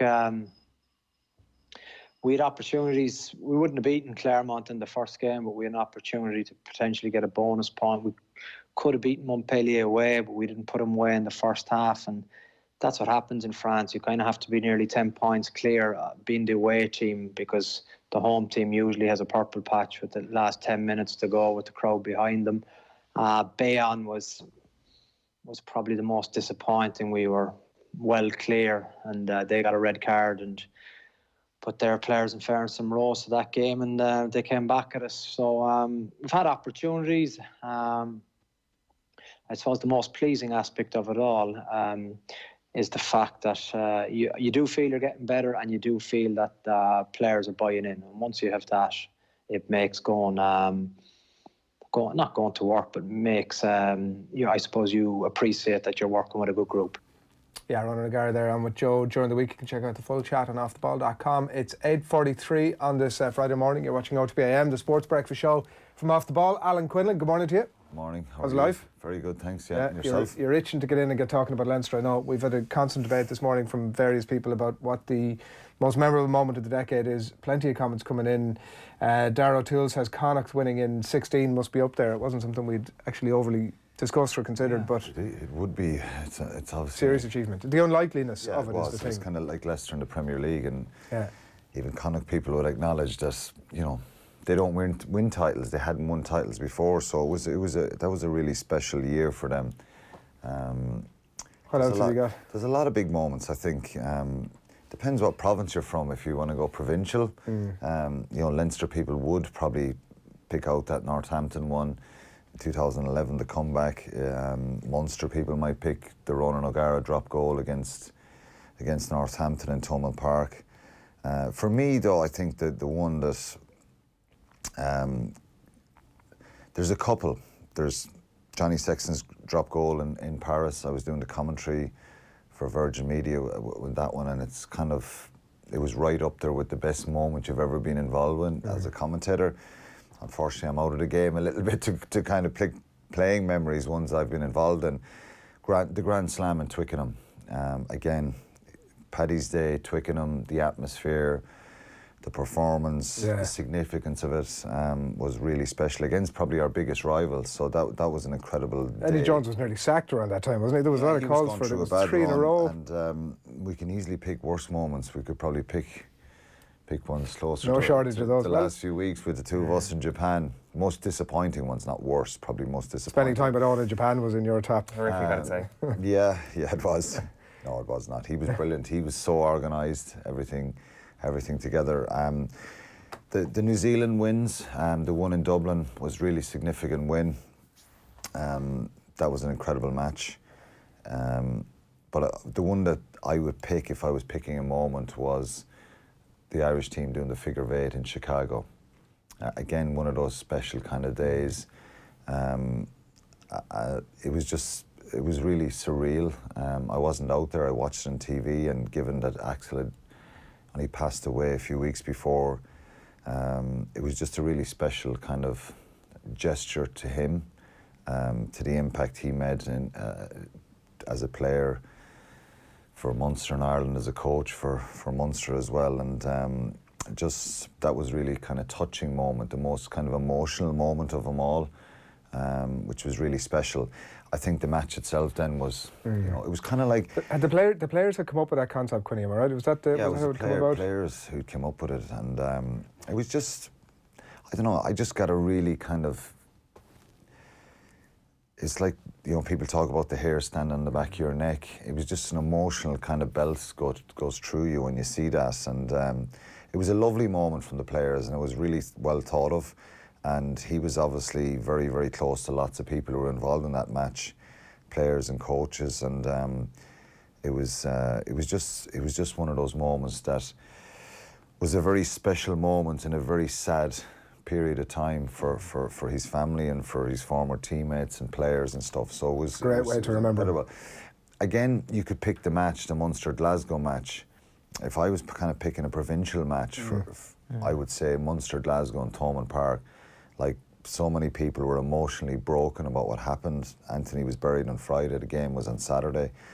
And it just would never have mattered what kind of team came to Thomond Park that day. If it was New Zealand at the time, Munster were never going to lose that game. They just played as if their own lives depended on it, just to honour Anthony. And the crowd were there 2 hours before the game. Sons were out on the pitch before, and I think of right.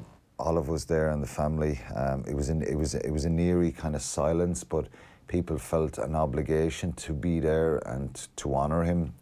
People were still incredibly. It was broken and shocked, and the scenes afterwards were amazing.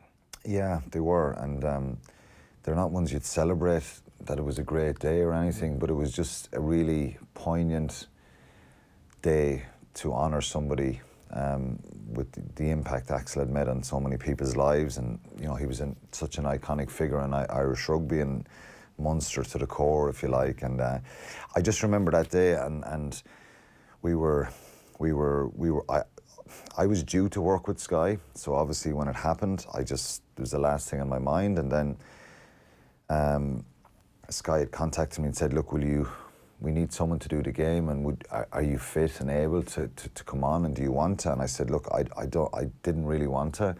And they suggested would I get Mick Galway, because Galway was kind of our captain when a lot of us started off, and he was the one, if Galway said something, it was okay. And he was incredibly good at the funeral and in the build in throughout that. And Axel, myself and John Hayes would have been all Shannon, and we would have been very, very close back when we started with Shannon. And Galway was kind of the leader then for all the younger Munster players like Rog and Hayes and myself and Wally and Paul and Dunica and all these guys. So I asked Galway, I said, look, what do you think? I asked for his advice, and he said, look, I think we should go on and talk about him just before the game. Good. And I felt assured that Galway was beside me, and James Gemmell, the Sky Sports reporter, obviously, I thought Sky were amazing. I'm not just saying that because I was working with him at the time, But I thought the tribute they played before the match and in the build-up and the way they honoured Anthony was incredible. But they were very, very sensitive about the whole situation, covering the game. So they obviously weren't going to talk tactics. It was about what happened. It wasn't appropriate. I couldn't do that. Unless Golov was doing it, I wasn't doing it. So he thought, yeah, we'll go on and honour him, like. And James Gemmell asked, and Axel would have got a laugh off this himself, because he was such a great character, but he asked him, you know, what was it like? What were the last few days like? And Golov said, well, as funerals go, it was a great funeral. Yeah. And very Irish way to put it. I nearly collapsed. And, you know, only Golov could say it and people could understand what he meant. It was great because so many people came together to show what the impact Axel had made and how fond of him they were. So that one, when you're talking about moments, like emotionally, that was just incredible. Tough, yeah. But I loved then a couple of weeks later when they did that moment in Chicago and the figure of 8. I just thought it was really special. And those things help. Like I know they can be seen as a sort of. Yeah, well, I know it helped the family from speaking to family members and stuff. Of course, it helped, and it would have been emotional for people because it was still very, very raw, and I just thought it was the right thing to do. Moment, yeah, that was the moment for me. Yeah. All right, thanks for bringing that. That was unexpected, but thanks for being so giving at it. There's other more sort of slightly trite, I suppose, things to talk about. Pressing matters at the moment. We had Conor O'Shea was in studio with the lads yesterday, and he was been a bit tight-lipped on exactly what it is he's going to be doing with the RFU. But the Telegraph have it this morning that it's performance director. It's a slightly new role. Yeah, I think because of obviously Conor's experience, and I think you could argue that maybe the Italian results there wasn't loads of major big wins and shock wins. I think there was consistency and they were very, very competitive along. But and I played with Conor, would you believe? Yeah. For a couple of seasons when I got called into the Irish squad around 97, and I played with him at the World Cup in 99. I made my debut. He was playing against, starting against Romania in the World Cup. But he's just such a popular guy, and he's such a guy who his knowledge of the game and his energy that he brings and his passion, and he's a friendly guy. He's a guy you'd naturally kind of enjoy having conversation with, and I think the impact he made at London Irish and then at Quins, I think that kind of reputation that he has of being a really good manager and a very intelligent rugby man as well has brought him back into the English game. And can I ask but you don't get a job like this, Adrian, unless you're highly thought of, and the perception from players who you would have been involved with Quins, I think that's what kind of brings him back. So the main thing that I'm thinking about when you're going through all those attributes and given the state of where the game is at the minute, have the RFU not missed a trick by giving this guy a call and finding some sort of a space for him to work alongside David Nucifora? I've thought about that, and I thought,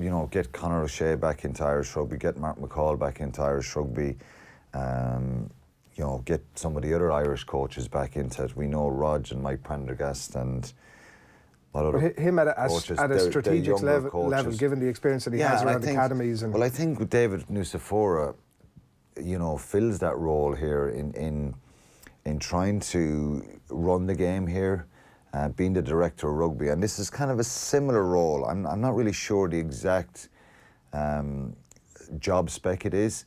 I think one of the areas that English rugby, and reading the piece in the Telegraph, I think one of the important things they've got to do is get some unity, particularly after the Saracen stuff, because obviously if you have every Premiership club at each other's throats, and maybe not working with the RFU and that connection and that pathway between club and country in England, and that's probably one of his biggest challenges now, to make sure that pathway of the national players stepping up with England and stuff, and maybe to try and build a few bridges there. But he's very well thought of, and I think that's Should we have brought him in over here? Should we brought him in over here? Like, because David Nucifora's brief is very broad, right? Like, he's got he has a lot on his table. Like, he's dealing with player contracts and all sorts of things. If we were of a mind to bring somebody like Conor O'Shea in, I'm sure we would have been able to find a position for him. Yeah. Should we have brought him in? That's a hard question, because I'm not one for creating roles unless our system is pretty strong here within the provinces and stuff like that. If you find the right person, then you find a position well, for what them. does he do? Does he sit in an office and go around to the provinces every day and like, move the hindsight of the around World Cup, obviously, in our not that distant rearview mirror, like, surely there would have been room for somebody. And I know that's hindsight, and in a way that wouldn't have been necessarily available with O'Shea, because this had been agreed months ago. That's probably it is David Nuciforo's role with Colin McEntee as well, and there is a kind of a pathway system and a system in place here. So I don't think that's our issue.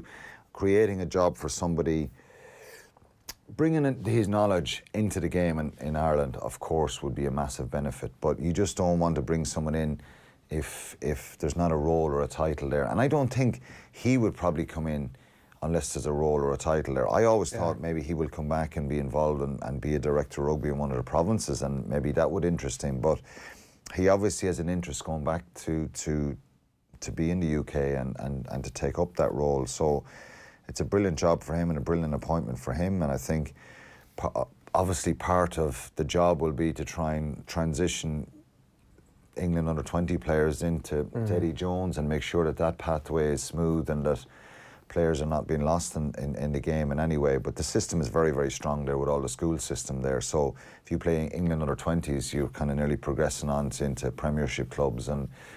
But it's an interesting job for him, and it's one that it's pretty exciting, I would say. Just been confirmed there in the last few minutes that it's actually happening. He's confirmed as the RFU's new Director of Performance Rugby starting in the new year.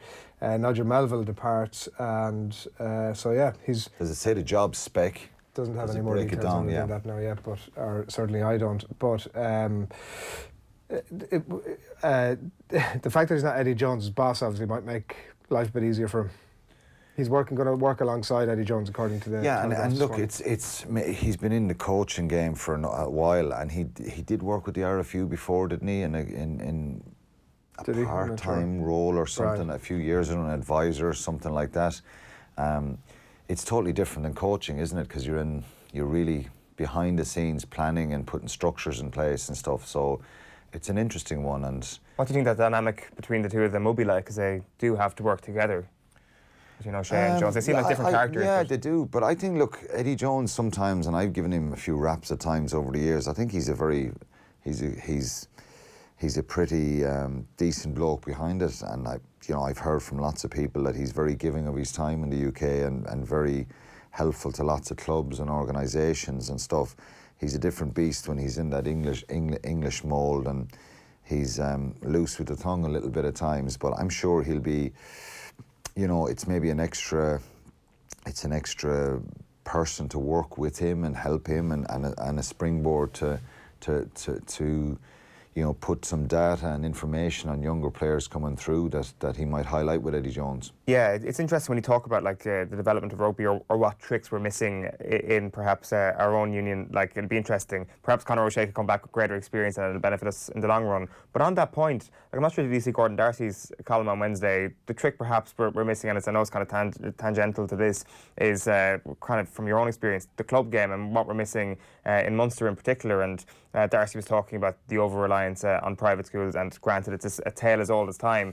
But instead of perhaps looking at where we're at structurally at the top end, we should be looking down once again to grassroots and trying to figure out how we do get back to how the likes of yourselves came along, and that club game that produced so many brilliant players for Munster at the time. It seems to be a conversation that's come up again this week. Yeah, it's one that I've spoken about over the years. Sure, and the club game is the lifeblood of the game, and it's a very, very tricky act to follow. You just look at what's happening in Wales in their regional games with, the Ospreys.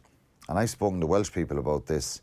There was more Munster people at the Munster Ospreys game in the Liberty Stadium there 2 weeks ago, or a week and a half ago, 2 weeks ago, because they were caught in between regions and their clubs. Neath, Swansea, Bridgend, really historical clubs and really clubs that have been there for a long, long time. And it's the transition over to get the fan to buy into Ospreys. And if things are going pretty well, yeah, they did probably for a few years, but a lot of those people are kind of gone back and drifted back towards a club game.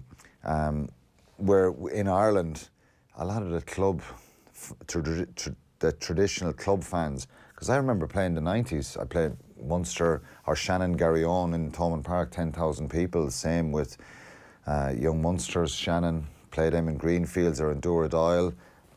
They were incredible fixtures, and you know, those people kind of moved up, and resources probably moved up into the professional game. I remember when we played with Shannon, and the first time Shannon were told that their months were not available to the club. Yeah. The uproar and that, because you know there was probably 10, 12 of our jerseys up around the Shannon clubhouse, and there was that many of us involved with Munster at the time, and that transition. So the clubs have got battered over the years, and there is an expectation that people will still come through the clubs. There's probably an over-reliance, but the school system does naturally produce players coming through the system. But I do agree with Gordon Darcy, and if he's in his piece saying that, you know, it's a continuous work in progress, and the clubs are continuously saying, well, the RFU don't care. I do think the RFU care, and I do think they rely on it, but I do think that the clubs need to come together themselves with good proposals, and sometimes they're met, particularly I know in Munster, about changing the structure of the league and having provincial leagues and things like that.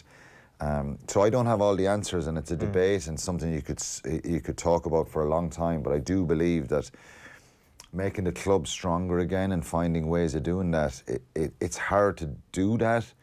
It's hard to get fans to go back and support the club game and get big crowds, but it's something that's very, very important, I think. Yeah. All right, a couple of quick shouts before we leave you on the most memorable moment of the decade. Bit left field, says Jeff Tucker, but the rookie Gilroy's interview with Lance Armstrong, not necessarily the most memorable moment, but definitely in the top 16. He says a lot of support for your figure of eight. Quinny, Peter M saying that you were right, such a tough time, but everyone in Irish rugby left their colours at the door and rallied around.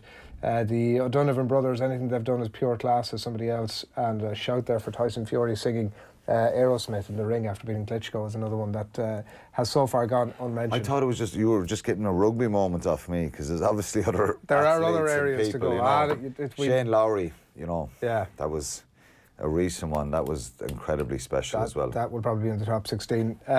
So yeah, that's pretty much that for the minute. We should say as well that the winner of our pair of tickets for the Heineken Roadshow in Galway next month, Dara O'Toole on YouTube, who was the man with that shout out for Connacht in 2016, so fitting that you're getting those tickets, Dara. Hopefully you can make it along in the night, and hopefully you enjoy it as well. Quinny, thanks a million for coming in. Thank you. It's 9:02 on this Friday morning. We've lots more coming your way. You can check out, by the way, for more tickets for the event at the Galmont in association with Heineken. You can go to offtheball.com/events for more information and tickets there. It is Friday morning, OTB AM, the Sports Breakfast Show from Off the Ball. We're back in a moment where we're going to try and we're going to put Eoin in the hot seat, and we're going to try and get our long list of Ireland's most memorable moments of the decade, get it down to 16. OTB AM. This is OTB Sports Radio. Team 33, goal. This is OTB Sports Radio. Clyde Best, a man beloved by West Ham fans. One thing about the people at West Ham, they don't mind you losing, but as long as you give 100%, and if you give that, you never have problems with them. Team 33, goal. This is OTB Sports Radio. OTB AM. Welcome along to a very special project we're doing here on Off the Ball. It is Ireland's most iconic sports moment of the 2010s, which is going to be narrowed down to a snappier name on social media, which is That's not even what it's called. Okay, we're going to do that again. What are we calling this? No, this is live. We're live now. It's totally different. What? If we're going for iconic moment, it's a totally different thing. Memorable. The most memorable Irish sporting moment of the decade. Okay, here we go. We'll start again. No. That was Leave that in. Yeah, come on, that's it. Go with it. Have you got it in your head? Yeah. The most memorable Irish sporting moment of the decade. What's the difference between memorable and iconic? Iconic needs to be a positive thing for me, right? It needs to be something. It does. Whereas, well, if you throw it up into a vote, which is what's iconic doesn't have to be positive. Iconic is not going to take that box. Whereas memorable actually suggests something entirely different. I anticipated about 45 different arguments here. This is not one I anticipated at the time. I would say Robbie Brady's goal is memorable, but is it iconic? No. Well, Pat Hickey's arse was memorable, but and I don't iconic. think it's... Pat Hickey's arse is iconic. It is. I don't think his arse is going to take an iconic box. It is, absolutely. Pat Hickey's arse is iconic. The moment is iconic. The arse is memorable. It is. It's like it's the beginning of the end. There's been a massive sea change in all of Irish sports since Pat Hickey's arse made its appearance on Brazilian ESPN. My point is, I think we throw out to an open vote. People aren't going to vote for Pat Hickey's arse as an iconic moment. Well, they might can vote for it as a memorable. I fear they may definitely vote for that. The public, they can do as they wish, and that is the whole point of this. It is up to you at home to vote for Ireland's most memorable sporting moment of the last decade. So it starts from January 1st, 2010, right the way through until this year. We've got plenty from 2019 on our long list, and there's a long list of about 50 sporting moments. Most of them came from Ger. We were all four of us came to the table with different ideas. We're going to get straight into this. I had the best, fair enough. Fair enough, we'll get to most that. of yours weren't Irish, which was the bizarre part of it. There's a couple of things that... That's true. Or tangentially what were your non-Irish ones? I don't even remember now. Lance's comeback was one. Tiger's comeback. Navy winning a college football game was one. More the pitch invasion. I like that he put in Lance's comeback just so he could talk about his interview with Lance again. I never. Is that this decade? Never mentioned that. Just do interviews at a decade.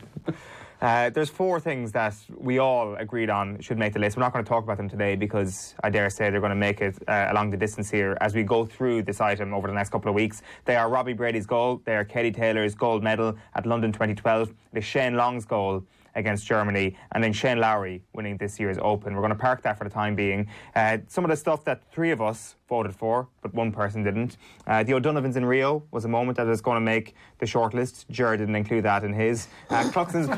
You forgot about it. No, I broke my list into things I was at and things I wish I was at. So, and they were on there was things. another list, wasn't there? There had three. I can't even remember. Cluxton's point in 2011 was another one. Ger didn't include that on his list. Wasn't at it. Michael Conlon's interview was another one. Ger didn't include that on his list. And Chicago, I didn't include Chicago on my list. I wasn't at it. I wasn't at it. Well, you fools. But it was on the list. So we're okay with including those four as well. So that'll bring us to 8 before we get into the meat, which is actually kind of deciding the other 8 and the full Well, are 16. we perfectly happy with Chicago? Because I think if we're going with Chicago, we're not going with Ireland beating the All Blacks at the Aviva. It's either or. Actually, I think maybe of all those games, the most memorable moment was the All Blacks scoring the try in the last minute to break our bloody hearts in 2013. Yeah, also that was amazing. And the difficulty with that one though is that happens every other year. Like there's nothing all that memorable about that, and actually it will just blur into all the other memories. It was the last second. But was that Ireland at their absolute peak? Crowley goes over and all that. And stuff. it was Brian O'Driscoll never happening for him, you know. But the one that's obviously part of the subline on this is what will people still be talking about in 50 years' time? Where was that? They won't necessarily Who be made talking that about up? Brian Crotty. Well, I think... I like the way this is completely... I just think, was that the whole point of this is... They will be talking about Chicago. Granted, it's a rugby match from 6 years ago, so my memory is somewhat flaky on this, but was that not possibly Ireland's greatest rugby team and New Zealand's greatest rugby team coming together at the exact same time? Whereas... no, because the game in Chicago, they were literally in the middle of their record-breaking... Sorry, at the end of their record-breaking win. They needed that to be the winningest team of all time. 18 wins in a row they had up to that point. But between 2013 is halfway between their 2 World Cup wins. Yeah, okay, fair enough. It's a good point. And McCaw was playing with Dan Carter not playing that day, for some reason in my head in 2013. If only we had somebody paying any attention that could look it up. The other reason that I would plump for the Chicago one is that it was following that exact same story, 5 minutes to go, or whatever, 4 points down, and it's the exact same script you've seen a million times before. Scott Barrett goes over for a try, and it's like, right, here we go again, this thing is done. It's 31-27, I think, was at that stage, and then we scored 2 tries after that. And then suddenly, it's like the most untypical Ireland thing of all time. Joey Carby on the field, of course. Henshaw rips it. The number 8 against the Haka is part of this moment in Chicago. And also the fact that the Cubs had won that weekend, so the city is ablaze. And it's the weekend that Trump is about to win the election, and the Irish team are staying at Trump Towers, the massive Trump icon, like full Batman villain on the amazing hotel. Like it's so plush, and What a great city. I mean, there can only be one All Blacks moment from the decade. Well, sorry, it's going to be Chicago. It's going to be Chicago that makes the list. Is the truth not that we got hammered by them, and that Chicago was great, the win at home was great, the near victory against the best team that they had, but it should actually be, if we are talking iconic moments as opposed to memorable moments, it should be the absolute hammering we took in the World Cup quarter-final. It's the most significant one, the one with the most competitive importance attached to it. I think, again, that blurs, right? Like, after a while, like, we got done by New Zealand, and, like, that was almost what everybody expected, and so it blurs into not insignificance, but it becomes a footnote in history, whereas the thing in Chicago is like, the first time we beat them. And, like, for me, it's the Robbie Henshaw try, that moment. I don't know if we can specify that. Specifically that's the bringing it back to moment. Westmeath again. Well, Athlone beating the All Blacks was... I'd go along with Adrian, and I think what will be interesting about this over the next few weeks as we do our World Cup of memorable moments is that so much of it's based on personal experience, and we're in a fortunate position that our job means we get to go along to a lot of these things. I wasn't in your Chicago. Feelings on the night, but that's why I mean. We were three of us weren't in Chicago, and we all feel that should be there. You're putting the All Blacks game in the quarterfinal because you were there. Well, no, because it's the most important. It's a World Cup quarterfinal. I was there as well, and I feel that Chicago will be spoken about for a lot longer. This is, I think, Ireland's most memorable. That's not an issue. Is that not an issue? Is that not an issue? Well, I think maybe not. I think the people of Ireland will remember Chicago for a lot longer. It's about crack and having fun. From here on out. We could end up beating them a whole... Well, we're never getting past quarter-final. We know that now. We'll still that's our lot in life. Chicago because it was the first time that Yeah, fair enough. Remember that time when we gave ourselves some false hope? We're going to go right into another argument. Go on. It's Chicago that makes it in as our 8th member. We're going to have another argument right now about rugby because at number 9, it's going to be something from 2018. 2 of us have voted for Sexton's drop goal. 2 of us have voted for Ireland's win against England and Twickenham to win the Grand Slam last year. I think it has to be Jonathan Sexton's drop goal. I think it is the moment of that entire Six Nations. The Grand Slam, Twickenham isn't an event without Jonathan Sexton's drop goal on the opening day of the Six Nations. Everything about it means it needs to be in this list because it is a moment. It is such an all-Irish thing that we're dead, we're buried, we come back. There's so much brilliance through it. The actual execution of Johnny Sexton. That is the one thing that goes against it. France were shite, and we needed that to beat them. Yeah. But we did. Who cares? Well, we did. I would offer a slight counterpoint, right? That actually, was that moment the worst thing that happened to Irish rugby over the last... Sorry. Save this for next time Sexton's in studio. If it's clearly not a dig at Sexton, for God's sake. Like, I mean, I know you're sports Johnny Sexton ruined Irish rugby by. I know being sports broadcast of the year doesn't necessarily make you the sports greatest listener of the year. The point being that clearly the drop goal was an unbelievable piece of skill, execution, etc. That's not my point. I'm physically distancing myself as a metaphor for what's happening here. The point being that if, like Ger is saying, France were off their mark that day, we managed to unbelievably pull it out of the bag, which was a fantastic thing to have done.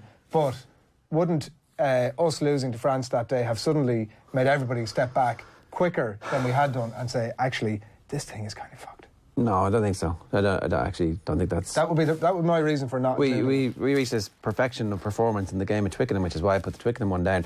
Look, you're right. England are not the drop goal this year. The drop goal has everything. The crossfield kick in the middle of the drop goal is one of the bravest, most foolish things any Irish person has ever done in sport, and it comes off because they're so perfectly in concert. Earl's leap and the kick are pitch perfect, and it's an amazing moment of theatre and drama, and Dave McIntyre's commentary is absolutely sensational as well. So if that beats Twickenham, I'm happy with that.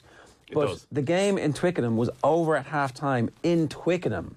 We almost never... We've gone, I'd say, 5 wins in a century against an England team who go on to make the World Cup final. Now, granted, they didn't have... Tulagi and Vunipola. Yeah. It's a fair point, right? But we annihilated them. It wasn't close. There's a beautiful little bit where I think it's Tyke Furlong has a key role with his hands in the pass for the try just before half-time that ices the game. And you're like, so that's the peak performance of a team that wins a Grand Slam. We win very few Grand Slams. You're 100% right. If this conversation is greatest Irish sporting performances, it's up there because it was a team at the peak of their powers executing it brilliantly. But as a one-off moment, Sexton drop goal. is as good as it gets. Well, that's remember the that's the difficulty with this. France had only scored the try a couple of minutes before that. We thought it was game over. We were dead and buried. Yeah, I didn't think it was game over. I thought that we were going to manufacture a score. The main reason to include the England-Twickenham game is that that was only the third time we'd ever achieved a Grand Slam, right? Like in terms of, this is not something we and the drop goal is part of it. We should celebrate. It is part of it. But a 5-team tournament and we've managed to win it 3 times. Come on. The game is not part of the drop goal. Like, that's just a pop at rugby as opposed to actually. Dude, we've got Eddie Jones was almost sacked. It was almost like people were talking about this guy is like a busted flush here. That was the significance of what was going on at that time. It was fantastic. I think it's got a brilliant moment, but it has to be one or the other, and it's going to be the drop goal. I'll happily lose these next few arguments because we've got a lot of them coming up. You made the wrong call there. We've got to number 9 here, and that was Jonathan Sexton's drop goal. Number 10. So we've got a list of to about 17 here at the moment. We've got in the mix here, we've got Ireland Women's Hockey World Cup run, Shane O'Donnell's hat-trick 2013, Meade's ghost goal in 2010, Rory McIlroy winning the 2011 US Open, Galway winning the All-Ireland Hurling Championship, Leinster against Northampton, Dublin versus Mayo as a moment in general, and Euro 2012 as a moment. I would add Lara Corbett's hat-trick into that mix because it ended a 5 in a row, but I'm happy to concede and start firing things in now. I think that Meade's ghost goal needs to go in there automatically. It feels like a hell of a long time ago because it was right at the start of the decade, but the shit show that followed, that was the day of the World Cup final, and it was still the only show in town. It was the World Cup final. We were trying to work out which game it was. It was the day of the World Cup final. With Spain winning. I was there at Croke Park that day. Louth are on the verge of the first Leinster since, was it 1951? Which would have been a good omen, obviously, which was something I was very keen to capitalise on at the time. Brings it back to Mayo. Leinster football final. I put into my script a Rooney, remember the name? And then I had to literally rip it up and live on air. Let's all just collectively agree that that's not going on the list. Like, sorry, what? Meath Louth isn't going on the list? As a moment of, like, grand at the time, it was obviously a moment of high debate, etc. But we're talking about the top 16 moments of the decade. That surely... The most controversial GAA moment of the last decade. Okay, let me ask you this. Are we only having a 16-team World Cup because you guys couldn't get your... Well, you got to get 24. But you can have like a preliminary round. Not up for debate. We don't have time. Christmas is coming. Do we pull in Lara's hat-trick ahead of Meath Louth? No chance. Why is that a straight shootout? Yeah, well, I mean, sorry, I voted for Meath's ghost goal, but I'm happy to remove my vote. I had Lara's vote instead. I'm out of here. Meath doesn't get in. I changed it from Lara's to the rivalry, the Kilkenny Tip rivalry. 2010 final then? The whole point about Tip and Kilkenny was that there was no rivalry. It was one-sided. Tip would get hot and bothered about how this was going to be their year. They were finally going to, get the Cody monkey off their backs, and every year, without fail, they got squashed. Somewhere along the way, it was a refereeing decision, it was bad selection, it was infighting, it was the superior force of their opposition. They got squashed by Kilkenny, but that year, finally, they emerged as proper rivals. And then over the next couple of years, that rivalry took off and really defined and reset the barrier and where the low point for hurling was ever going to be again. Since then, hurling has never not been brilliant. Like, it absolutely raised the spirit, the basic acceptable standard, to the point now where Tipperary have a second bus to the backroom team. Give me a moment from that. Well, I mean, it could be that, it could be Bubbles, it could be Henry winning 10. But could it not just be that? Could that not? It could be that. That is your exemplar. I'm up for anything that means that. Going to need something more specific than that. How? Going to need something more specific. Meath Louth needs to be on that list. Lara's hat-trick. Okay, all in favour of Lara's hat-trick versus Meath Louth, or instead of... I've got to... If we're going in specific in GAA here... I honestly can't believe this. I'd have Meath Louth in my top 5. If we're going in specifically on GAA things that should be included, like there has to be a case for the Dublin women's team in 2017, like that path of having lost the 3 previous finals, by the way, by combined 4 points to the exact same team every time, to turn that around, obviously the influence of Mick Bowen in 2017 was an incredible feat. That should not go unchecked in this conversation, and for me, it plumps both of those. What about all the money and on the population and all the... This may seem like it's a bit random here, but no, I know what you were saying. Why are these up against one another? Yeah. I want to keep it as diverse as possible around sports, so those 3 things are going to go up against one another. All in favour of Dublin 2017, put your hand up. Women's team. Adrian is the only person to put their hands up. All in favour of the 2010 All-Ireland Hurling Final. I've got my hand up and Jerry's got his hand up. And all in favour of Meath against Louth in 2010. Nathan's going to put his hand up. Oh, I'm sorry, this is a load. So absolute nonsense. Just explain your point. Come on, just because you had to rewrite your script, give us like the cultural context. That would be a tie. It's the final seconds of a Leinster final when Leinster still meant something. Louth against Meath. Louth going for a first title since I think you have 51. to accept that it's just not exciting. Meath hadn't won a Leinster in God knows how long. The great rivalry between the two counties. And you have the most controversial ending to a game, probably since Seamus Darby's goal. Joe Sheridan picks the ball up and dives over the line. There's a pitch invasion. The referee's attacked. It was on top to Joe, to be fair. Okay, the referee was attacked. Will you, like a was good it Martin goal. Slutton? I'll give you an out here. I'll give you entry of that if you make a case to not include Shane O'Donnell or Galway. I think Lars is ahead of Shane O'Donnell. No, Lara's in. That's done. You can't be comparing Galway's All-Ireland win with Shane O'Donnell is a moment ahead of... I was sort of divided and conflicted which was more memorable, Galway or Limerick. Limerick for me. I cried a little bit. But I think Shane O'Donnell's hat-trick... I still think Galway. I think Galway's got to be in there. Neil Donoghue is that? Yeah, that was beautiful. Joe Canning, the point, 94th minute of 94 minutes. But Shane O'Donnell is the level above. That's what swayed me towards Galway. From the sideline, you got to include Galway, lads. The list loses all credibility. Which Canning point are you talking about? The last one. That was the draw game. That was semi-final against Tip. Was that against Tip? Was it right? Okay. Well, I mean, it all Galway. I think Joe Canning's All Ireland.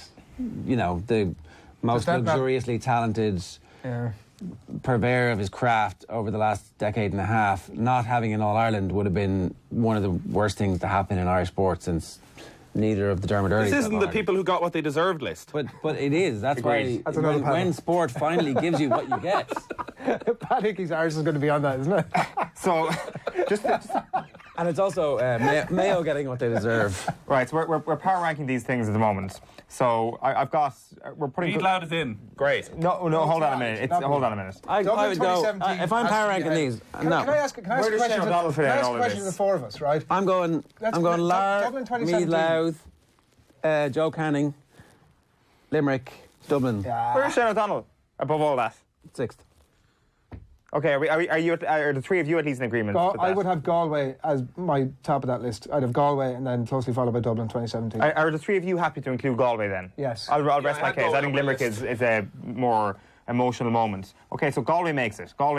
Sexton makes it. Tip 2010 makes it. They're the three that we're into now, and we're at number 11. We're going to park Louth for the time being and see can we make the wild card at number 16 just for a moment. I want to get to a couple of other things here. This is insanity. Leinster against Northampton in 2011. That, for me, has to be included, right? That was sort of partly the making of Johnny Sexton. This is the scores 28 points of the 33 they scored that day. They're 22-6 down at half-time. The game is dead and buried. They're not actually playing all that bad. By the way, watch back some of that game earlier today. Leinster 2011 were unbelievable to look at. We could have sent them to the World Cup and they'd have done better than Ireland. Good thing there was a World Cup year that year. They were incredible, and it was him. It was him. That was the one time we actually did well. It was him particularly, right? And it was the tries, the conversions.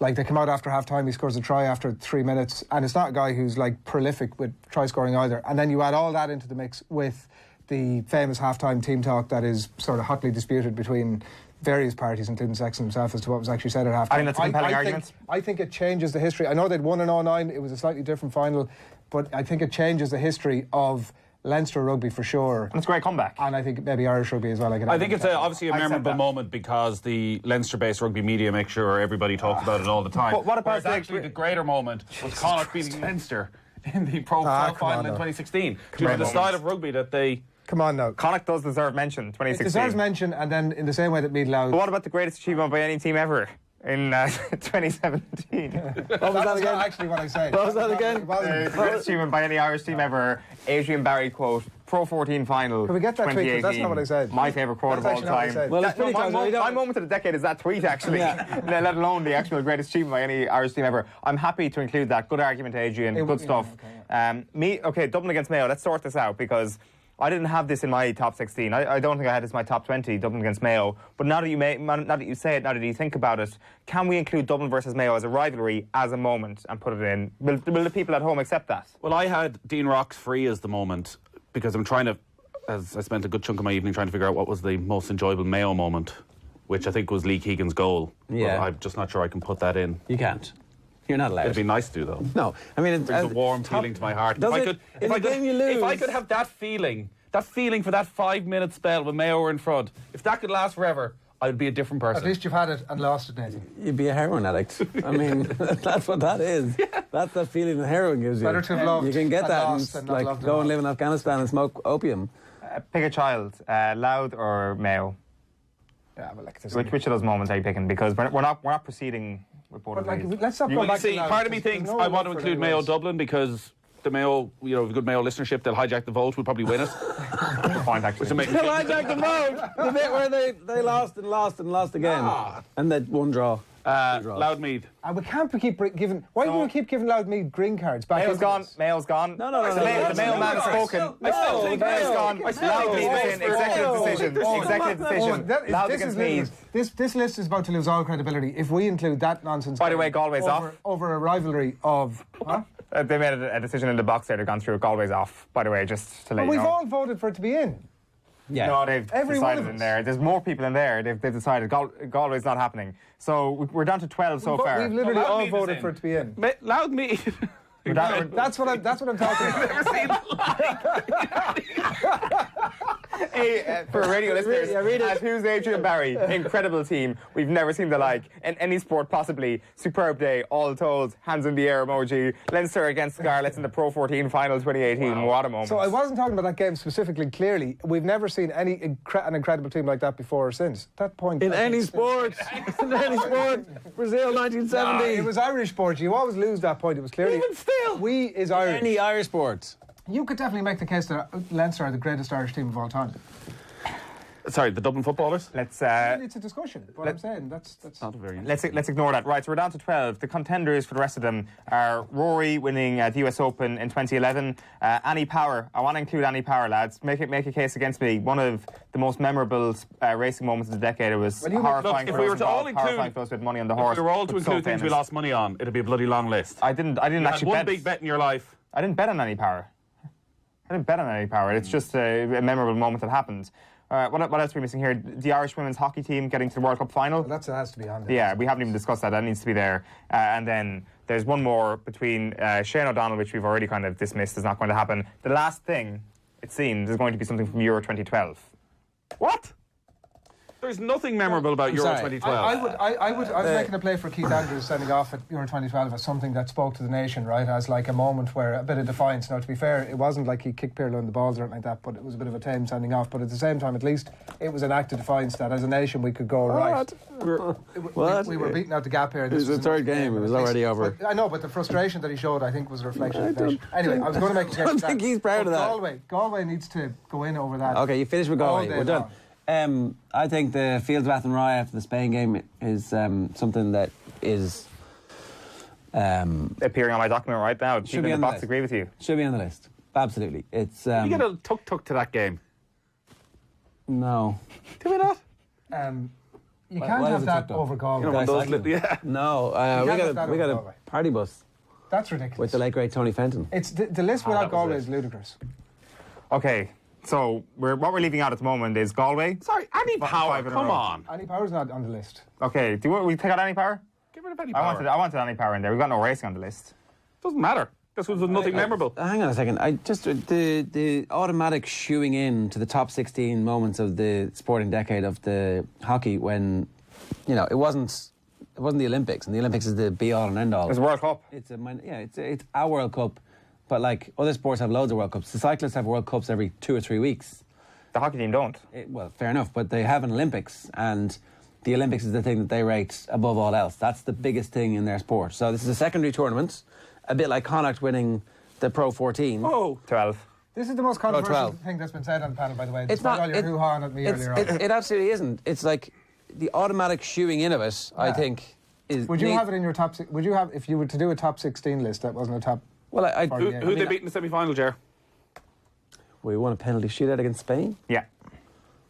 So and memorable. What makes memorable for me? It just happened, right?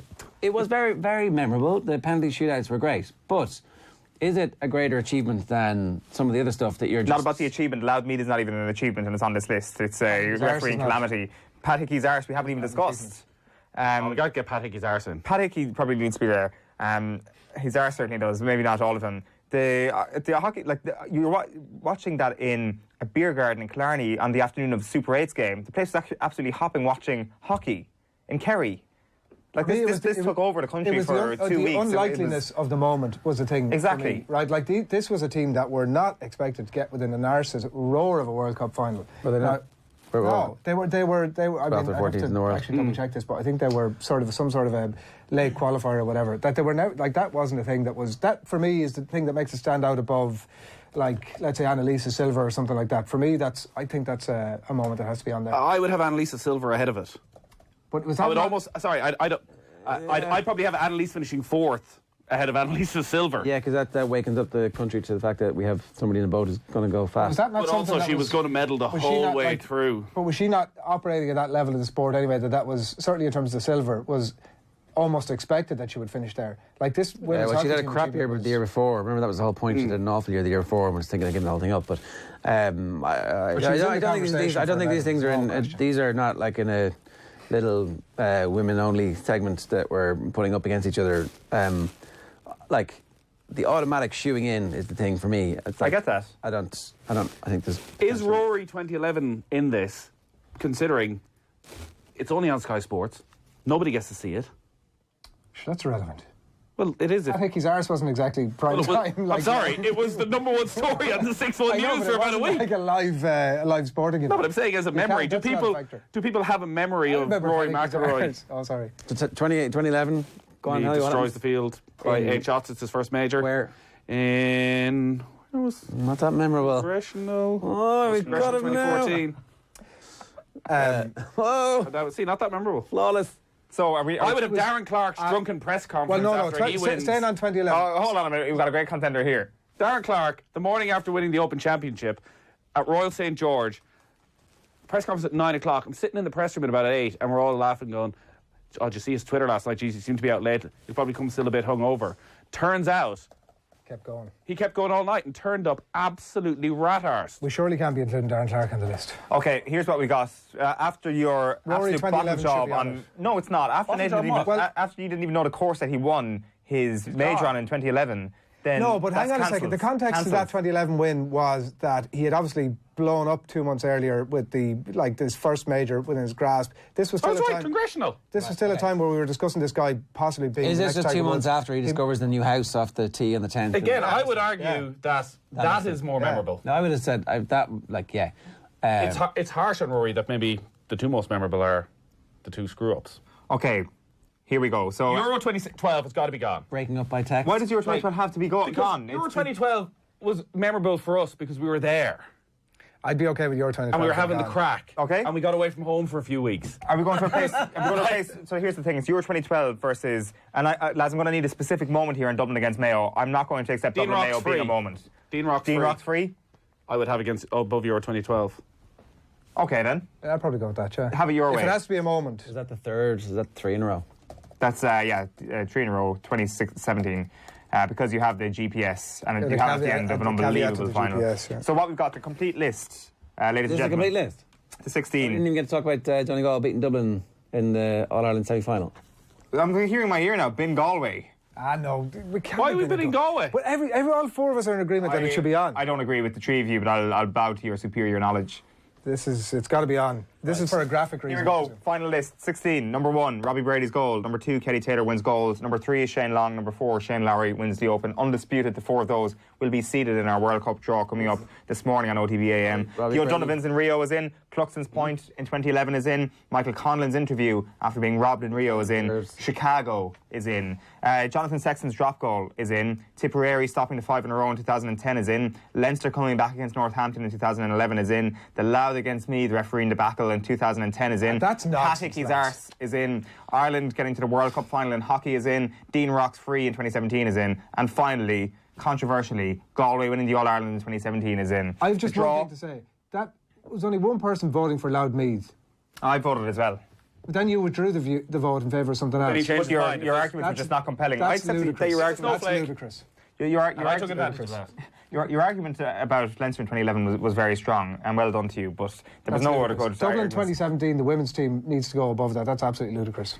The draw is going to be on all our social channels, namely Twitter and Instagram over the next few weeks. We're going to do a head-to-head every single day on OTB AM. The draw is coming up in just a moment here on OTB AM, where we will do a round of 16 and then we'll whittle it down all the way to a final. The last question here in front of me before we wrap up and get to our draw is Tipperary stopping the Kilkenny dynasty bigger than Dublin winning 5 in a row?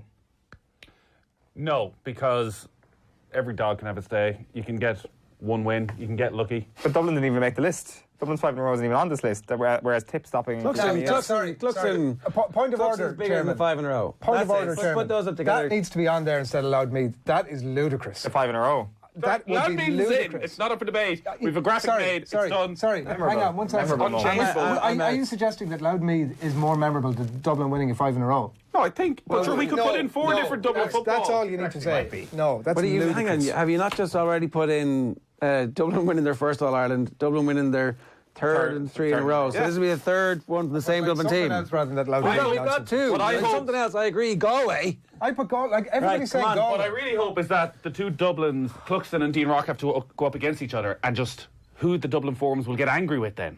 You probably, yeah. For having Machiavellian this.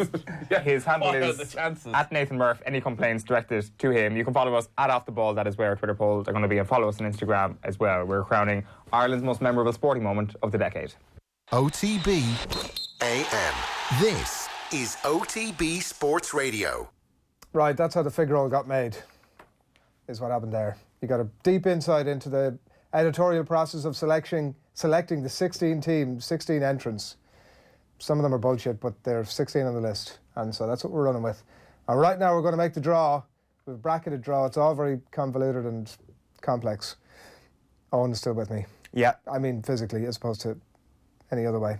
The N-Pro scrum cap protects against 75% of concussion, but its most important function is going to be our bucket for our draw today. So what we have decided to do, of the 16 picks that have ended up somehow in the final draw, 4 of those picks were common to all 4 judges. Let's call us judges. 4 of them were common. So we've decided to seed those 4 teams and keep them apart until they would potentially get, if they were to make it through their... They avoid each other till the semi-finals. If they make it through those brackets, they're going to meet each other in the semis. So I have those 4. We will reveal what the 4 are as we go. But we're going to kick off with first seeded team. Yes. So the hot balls, I've hot balls in my hand here, and the first one out of the scrum cap is Shane Long is on fire.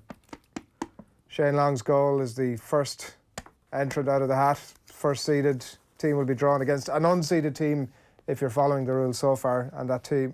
we've got an absolute stonker in the first round, ladies and gentlemen. It is the ghost goal in Louth against Meath 2010. Happily, Shane Long versus Sheridan. Happily, that's gone after round 1. Right, a second tie. It's an all-unseeded tie. You could say the easy side of the draw. And a reward to cap off a great decade for the O'Donovans. But the O'Donovans in Rio comes out as... That's a strong entrant, I would think. Yeah, certainly. That'll do well in the popular vote, on. In a popular vote, it'll do very well. The grand jury, however, this is a derby. It's a local derby in the second round of 16 game. It's an all-Rio 2016 clash. Pat Hickey gets arrested going up against the O'Donovans. Now, that is a clash. That is a clash I want to see the winner of. Pat Hickey's ours versus the O'Donovans. What is the more memorable Rio 2016 moment? Well, time will tell. God, that is a stonker in round 1. We're going to use that word. We're going back to the hot balls here for the seeded entrance in round 1. And out of the hat comes Shane Lowry wins the Open Championship. No sellotape here, folks. Goes head to head with... God, this tournament just throws up clash after clash after clash. It's like the Champions League. Super 8. Chicago up against Shane Lowry. God, that is... I wait with bated breath. A big dog is going to fall in round 1, is what's going to happen there. That's for sure. That is for sure. Right. Speaking of big dogs, Jonathan Sexton's drop goal comes out as the first part of our next round of 16 game. And Sexton... Great moment for Irish rugby. The drop goal is up against Ireland's hockey summer, an all 2018 clash in the next round of 16 game. Let's see how that goes in a popular vote again. Back into the hot balls hat we go for a seeded team in round 1, and that seeded team is going to be Robbie Brady's goal. Robbie Brady's noggin, as it says here on the bit of paper. So what is that going to go head to head with in round 1 on? Well, I'll tell you what, Robbie Brady's not going to be up against a frail Italian 11 in this round. He's going to be up against Michael Conlon's middle fingers in an epic round of 16 game.